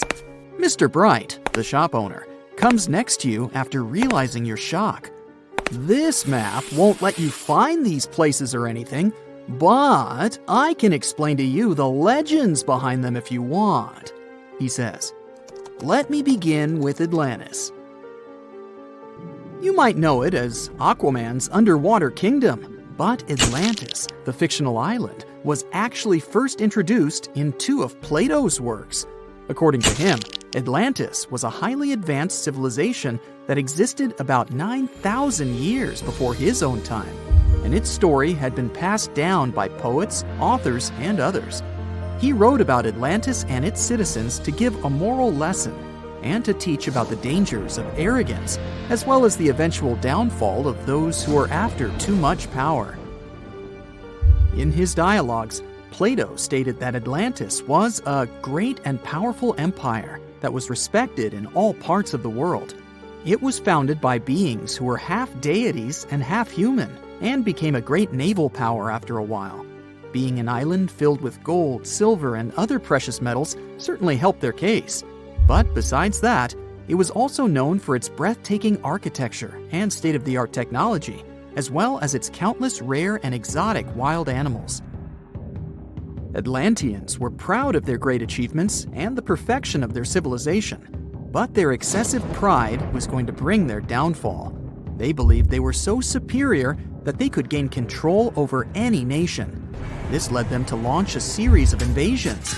They conquered many of the Mediterranean lands, but when it was time to enter Athens, Athenians pushed back with an extraordinary force, so the Atlanteans were finally defeated. Plato stated that deities then got angry at Atlanteans because of how wicked, greedy, and immoral they became. So they punished them by sending earthquakes, which caused Atlantis to sink beneath the sea. Although the earliest written records of Atlantis were Plato's works, some people still believed his story to be based on truth and tried to identify the island of Atlantis with actual countries. Some people suggested it may have been located in the Mediterranean Sea, near the coast of Spain or Italy. Others thought it may have been located in the Caribbean, off the coast of Central or South America, but there was no solid evidence to support any of these claims. One theory, in particular, seemed more plausible than the others, though. Located in the Aegean Sea, the island of Santorini was the home of a highly advanced Minoan society. However, due to a huge volcanic eruption, it was destroyed about 3,600 years ago, causing the Minoan civilization to suddenly disappear. These similarities between the fictional Atlanteans and the historical Minoans made Santorini a good candidate for the speculations. Yet again, there were still major flaws with it, such as how the time when Plato said Atlantis was destroyed doesn't coincide with the time of Santorini's eruption. So Atlantis still continues to be regarded as nothing more than a popular legend in the scientific world. Now, let's move toward the northeast direction on the map, Mr. Bright says. According to Celtic Breton mythology, there once was a magnificent city called Ys, also known as Caris, that towered over Douarnenez Bay in France's Brittany region. It was the most wealthy city in the entire Atlantic. It was especially famous for its beautiful gardens and buildings, and its citizens were all living comfortably and happily there. Dahut, who was King Bradlon's daughter in Breton legends and literature, had a deep love for the sea. She begged her father to build a city at the edge of the sea, and that is how the city of Ys was established. Little did she know that she would be the one responsible for the destruction of her father's beloved gift. You see, since the city was surrounded by the sea, it needed to be protected by a dike equipped with floodgates, and these gates could only be opened at low tide. And the only one who had the keys to these gates was the king himself. One day, a handsome red knight arrived at the city, but couldn't pass the gates. Dahut was so taken by him that she wanted to let him in. She knew that her father was the keeper of the only key to the city, so she sneaked into his room and stole it from him. Then she gave it to the Red Knight so that he could enter the city and they could be together. However, the Red Knight turned out to be the Prince of Darkness, and he intentionally left the gate open to the raging sea. The waves soon swallowed all of Ys. King Gradlon was able to escape on his magical horse, but Dahut couldn't. She turned into an evil mermaid who lured sailors into the sea. Today, if you go to Quimper, a city in Brittany, northwest France, you can find the statue of King Gradlon riding on his horse. Although the city of Ys is a legend, Brittany coast locals believe that on the days when the waters are calm, you can still hear the tolls of the city bells deep under the sea, if you listen carefully. Mr. Bright then points at the Indian Ocean on the map and says, "Now, have you heard about Lemuria?" Back in the mid-1800s, a few scientists suggested that there was once a continent that existed in the Indian Ocean, somewhere close to the south of modern-day Sri Lanka. The first one to popularize this theory was the British lawyer and zoologist Philip Lutley Sclater. In his paper, The Mammals of Madagascar, he stated that he found lemur fossils in India, and not in Africa. However, this discovery was extremely shocking to him because of the fact that lemurs' original homeland, Madagascar, is much closer to Africa. He proposed that this was possible only if some larger continent connected the two once. He stated that this continent must have eventually sunk to the ocean floor. He then named it Lemuria, and hence the theory was born.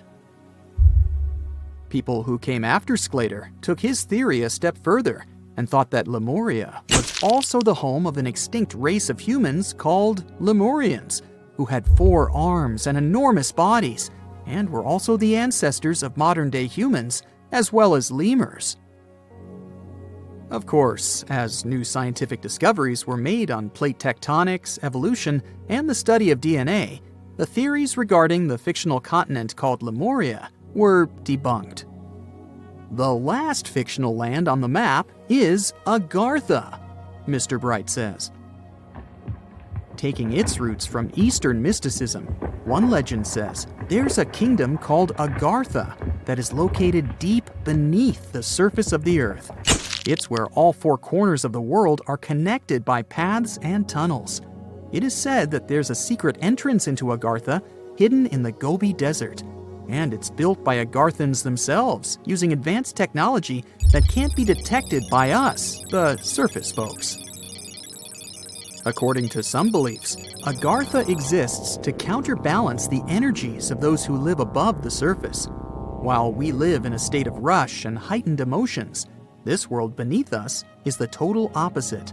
Some even say that those who escaped Atlantis fled here to continue their lives inside the Earth's core. And yet, others think it's actually a land that's crawling with all kinds of monsters.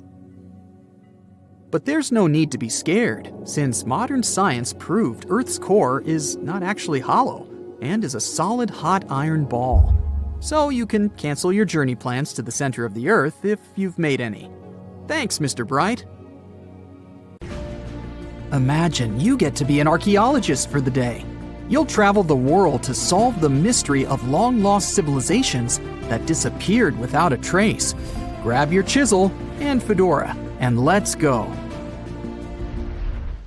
You arrive at the American Southwest, where an ancient mystery is waiting to be solved. You make your way to Chaco Canyon, just outside of Albuquerque, New Mexico. It's hot and dry in this deserted area. You're here to visit the ancient ruins of the Anasazi people. It's said that they were a thriving civilization that met a mysterious end. You hike a few miles before you begin to make out the shape of dwellings, constructions built of stone in the middle of the canyon. This is Pueblo Bonito, a 10th century complex that contains as many as 800 rooms and stands over 5 stories tall. The buildings are beautiful and made from sandstone. To access the complex, its inhabitants built a 400-mile network of roads, some of them 30 feet wide. You can't wrap your head around the fact that it was built so long ago. Everything looks so well preserved. The Anasazi reigned over the so-called Four Corners region from 100 CE to around 1600 CE. During this time, they built a civilization that sprawled over 30,000 square miles, including Colorado, New Mexico, Utah, and Arizona. Standing inside a huge kiva, an underground ceremonial chamber, you wonder what happened to the Anasazi people. Scientists have analyzed tree rings and found out that the Anasazi population lived through a period of great drought. The drought is believed to have lasted 23 years, and there was possibly no rain at all during this time. This definitely affected their livelihood, from malnutrition to battles over food and resources. But was it enough to make 30,000 people flee their homes? Researchers say these people left their homes with their belongings still in place. Ladles were left in ceramic bowls. Granaries were full of supplies. It was as if they intended to return, but never had the chance to come back. For many years, archaeologists have believed that the drought was the reason for the disappearance of this thriving society. But there's other evidence that shows a different story. Anthropologists say that the ancestral Puebloans, as they are also called, were an exemplary population. They were peaceful and lived together in harmony. But that's not what their architecture shows. They isolated themselves from the rest of the world by building their settlements so high on top of cliffs. And they built walls and other security structures in order to protect themselves. What were they so afraid of? Recently, archaeologists began to study bone fossils of the ancestral Puebloans, and they found evidence that suggests that toward the end of their civilization, things might have gotten pretty bad. Evidence shows that local leaders were ruling using fear-based methods. Severe punishment started to be inflicted on those who did not follow their strict rules. Why this happened is still a mystery, and you might need many other excavation trips to find out the truth. It's lucky that your next destination is really close by. Still in New Mexico, you'll visit the Blackwater Draw. It's a national prehistoric site that holds the story of the Clovis people. You're shocked to find out that the Clovis are possibly the oldest humans to have inhabited the U.S. They were the first humans to allegedly cross the Bering Strait and follow the ice-free trails down to the U.S.'s southern plains. Try to picture what this area looked like when the Clovis people roamed this land. A huge spring-fed lake with mammoths, giant sloths, saber-toothed tigers, and bison much bigger than the ones we have today wandering around. The archaeological site you're visiting shows that the Clovis population were big game hunters. You're able to identify the bones of several mammoths and even the stone tools that our prehistoric ancestors used to hunt them. Some of these date back to 13,000 years ago, aka the end of the last ice age. You're presented with two possible theories on the disappearance of the Clovis population. It's possible that during the final 1,500 years of the last ice age, changes in climate caused a shortage of food. Scientists also believe that this situation was worsened by overhunting. Another theory suggests that a large meteor hit North America, and this was enough to alter the climate and make the Clovis people migrate southward to try to survive. But the truth is, there's no evidence that any of that happened. Next, you'll fly to the Pacific Ocean, to the mysterious Easter Island. This place has left us with many questions, from the building of 13-foot-high face statues to the sudden disappearance of the Rapa Nui people who inhabited the area. You approach the island at Anakina, a white sandy beach on the island's northern shore. Researchers believe this area was one of the first settlements of the Rapa Nui. You could say you're standing at the end of the world, as you're over 3,000 miles away from South America and 1,000 miles away from the nearest island. Around 800 CE, when the first humans arrived, the island was an oasis. Today, the area is mostly deserted. You get your first clue on the fall of the Rapa Nui from an excavation pit you open at the beach. There's clear evidence of human presence: charcoal, tools, and bones, some of them belonging to rats. Bingo! When humans arrived at Easter Island, they brought along rodent companions. They probably didn't know this at the time, but these rodents would contribute largely to their demise. Rats love palm trees, which helped to deforest the natural vegetation of the island gradually over the years.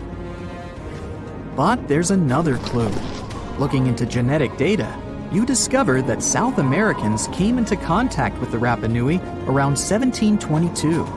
What might have happened to this population is the same that happened to other more isolated groups.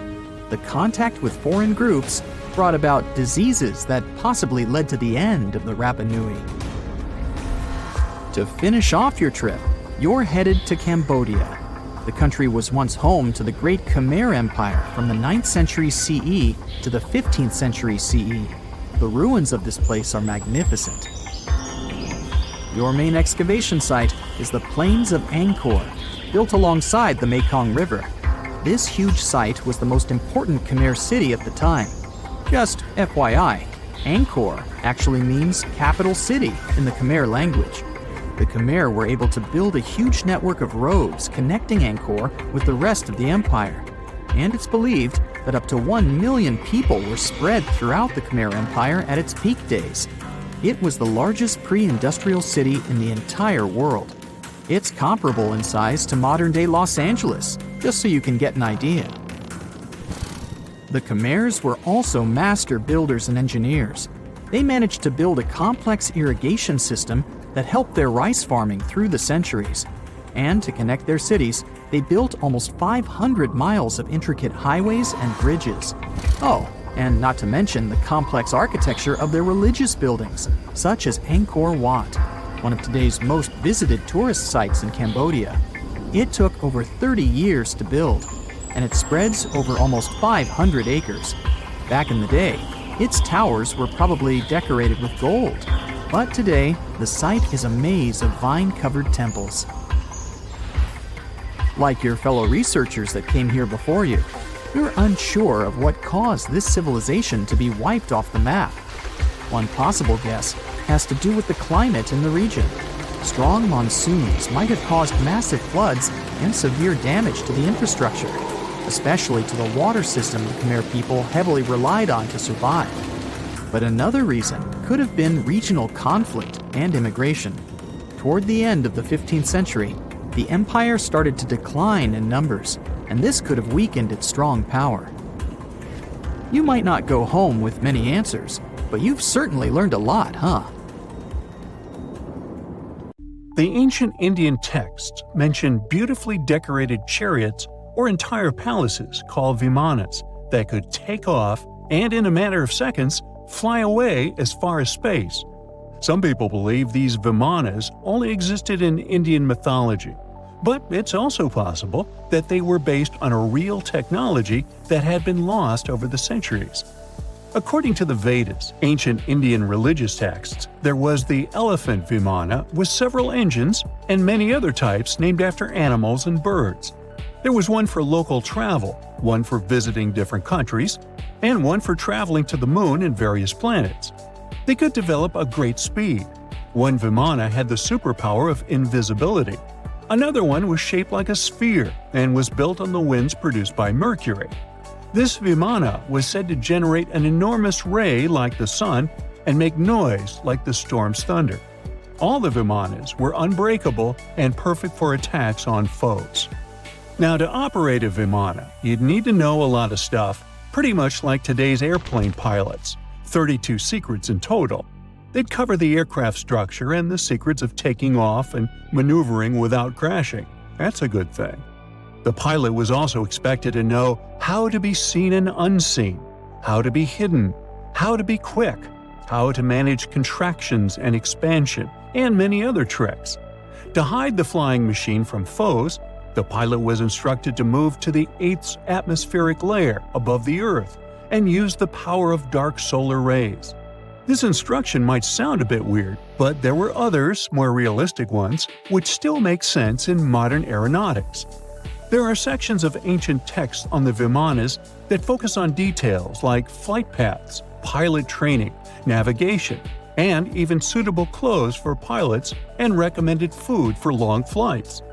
There was also a lot of technical detail about the use of heat-absorbing metals, the metals utilized, and melting points. The supporters of the theory that the Vimanas were more than just myths are sure that the ancient Indians would unlikely go into all these details just for a beautiful story. So, the flying palaces might have been real and way ahead of their time, like many other great Indian inventions. Back in the 6th century BCE, an Indian physician named Sushruta basically wrote the original guide to medicine and surgery. They even called him the father of surgery for his work. Sushruta laid down the details on hundreds of medicinal plants and described complex surgical procedures. He gave instructions on nose reconstructions and skin transplants from one part of the body to another.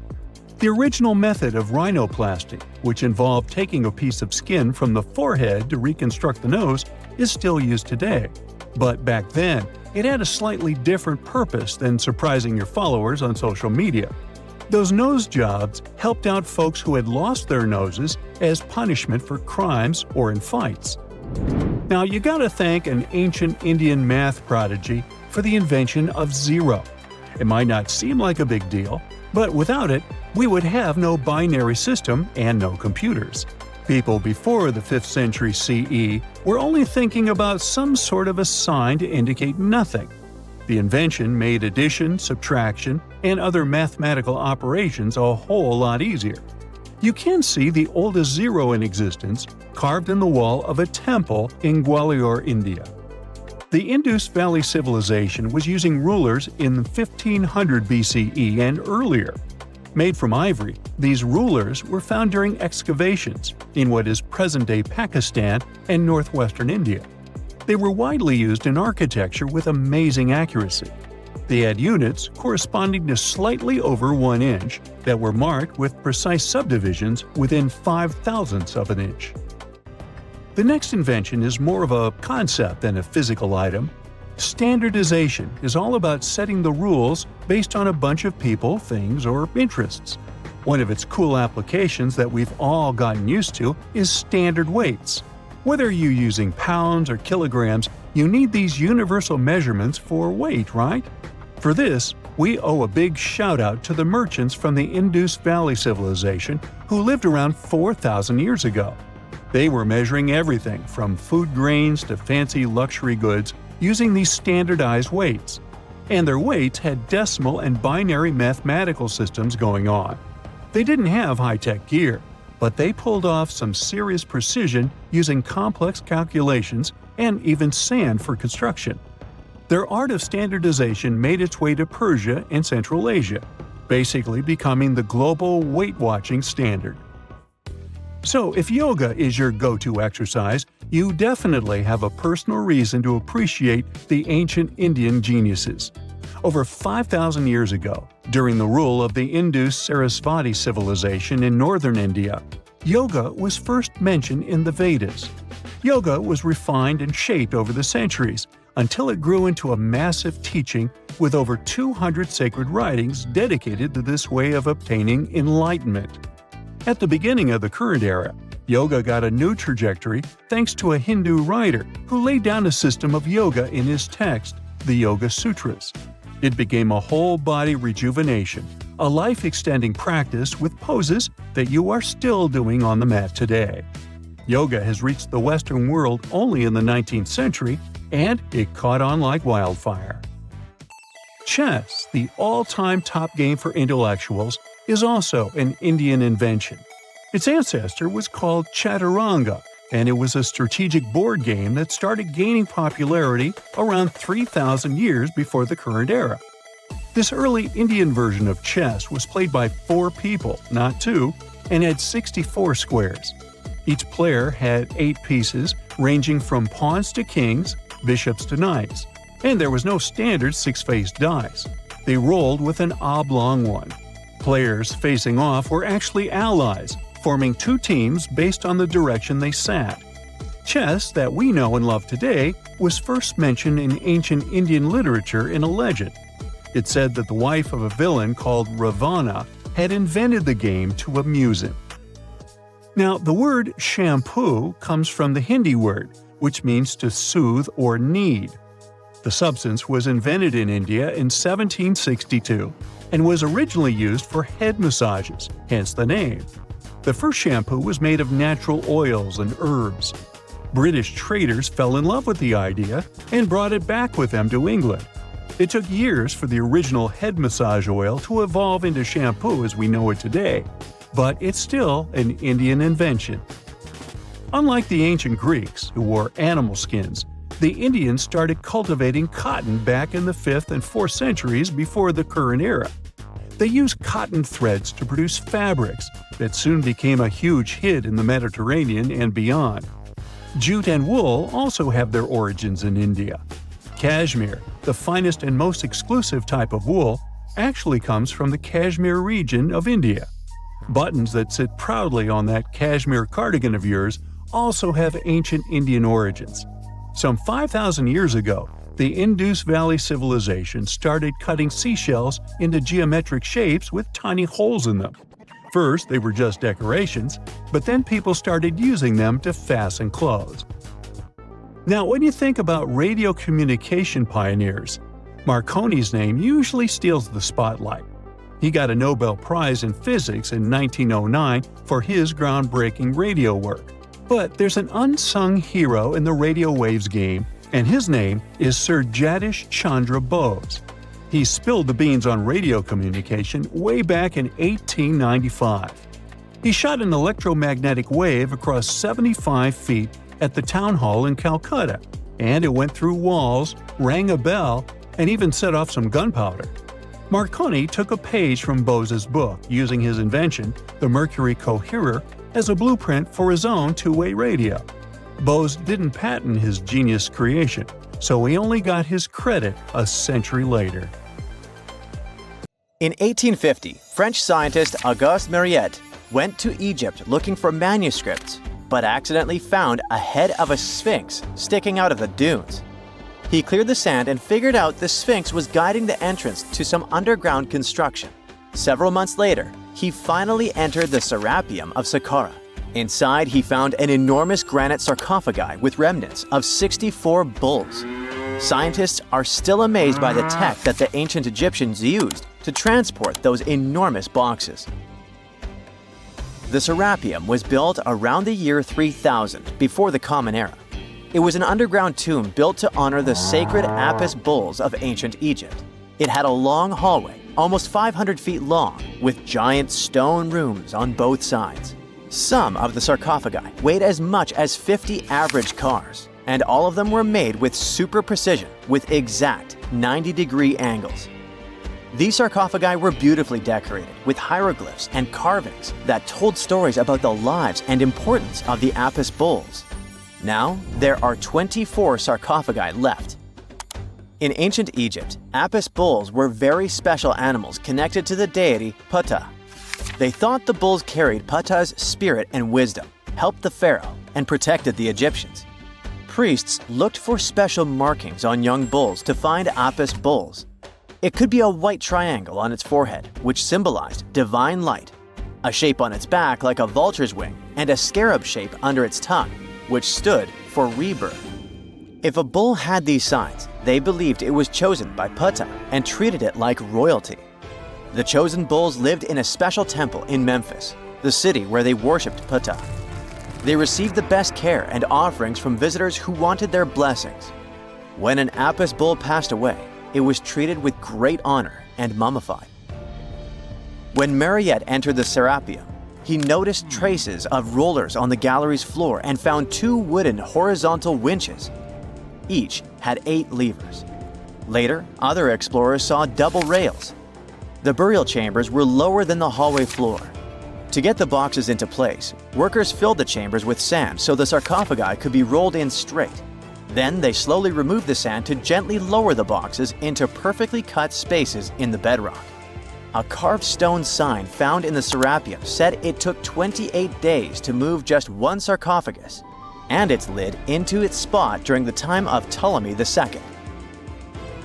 The extreme precision of the sarcophagi with 90-degree angles also has an explanation.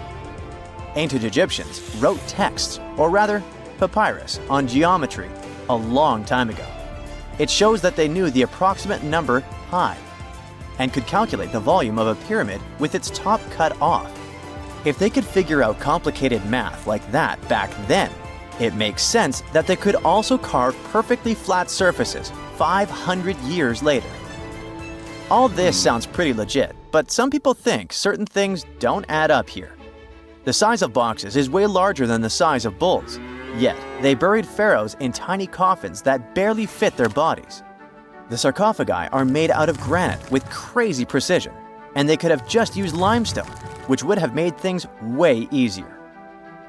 The transportation of the boxes seems pretty simple, but only in theory. If one person could pull about 440 pounds, then at least 250 people would be needed to pull just one box.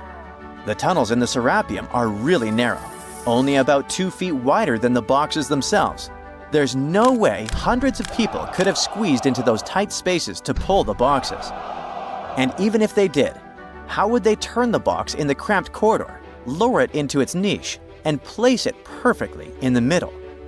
Somehow, they did this 24 times, and every box is centered perfectly. Plus, the chambers were dusty, and there were no signs of soot from lamps. This means they must have worked in almost complete darkness. The real use of the boxes could also be different. A long time ago, even before the Egyptian pharaohs ruled, the local people already knew how to use fermentation. It happens when tiny organisms called yeast eat certain ingredients like starch and turn them into gas and ethanol. So someone in ancient Egypt probably put food like barley, bread, and even meat inside a giant stone box, then closed it tight with a heavy lid. These stone boxes, carved from granite, were so precisely made that they were almost completely sealed, so nothing could escape from it. As the yeast inside the box started working, it created more and more CO2 gas. It built up pressure inside the box. The granite boxes were incredibly strong. They could handle more pressure than a car tire can hold. When granite was squeezed under such pressure, its crystals produced a tiny electric charge. This effect was possible because granite contains quartz, a material that reacts to pressure this way. The process also needed meat or animal parts, possibly to help the yeast grow better. Meat contains something called oleic acid, which yeast needs to keep growing and to survive the bad effects of the ethanol it produces. As the pressure inside the box kept growing, the combination of gases and electricity made these boxes not just ancient fridges, but powerful energy systems. Over time, the pressure inside got so strong that it could push the lid open and the gas would escape with a pop. But when people rediscovered the Serapeum in 1850, they found old drawings that showed piles of stones stacked on top of some of the box lids. So, someone long ago probably tried to make the lids even heavier by adding extra weight to make it harder for the gas pressure to push them open. This extra weight also meant the quartz crystals in the granite could keep creating more electricity under all that pressure. If someone opened one of these stone boxes thousands of years later, they would only find bones from bulls that were placed in the box. And that's exactly what Mariette discovered in the 1850s. They opened the Serapeum for visitors soon after the first excavations in the second half of the 19th century. Prince of Wales even had a luncheon with his guests in one of the sarcophagi.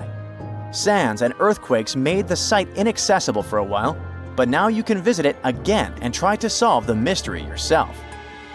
With new tech, we could have answers to many other historical mysteries soon.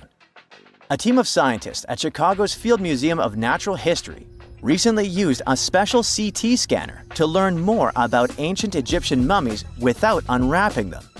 They gently rolled 26 mummies on custom carts out to the parking lot, where the scanner was waiting. It took thousands of detailed X-ray pictures of each mummy and their coffins. When all the pictures were put together, they created 3D images that showed what was inside, the skeletons, and some artifacts. The scientists hope these images will help them understand ancient Egyptian burial practices from over 3,000 years ago. Even though the scanning process only took 4 days, it might take 3 years to study all the data. but scientists were able to learn some personal details about the mummies. One of the most popular mummified individuals at the museum, Lady Chineta, was a woman who lived in ancient Egypt about 3,000 years ago. It looks like she passed away in her late 30s or early 40s. To make sure her body looked complete for the afterlife, embalmers put stuffing in her neck to keep it from collapsing. They also placed artificial eyes in her sockets, so she would have eyes in the next world. She was wrapped in fancy linen and placed in a beautifully decorated coffin. The scans revealed that it had been carefully crafted with a slit at the back, which embalmers used to fit the body. There were also some artistic details on the surface, like markings for her knees. It looks like her burial was on the scale of a high-end luxury car.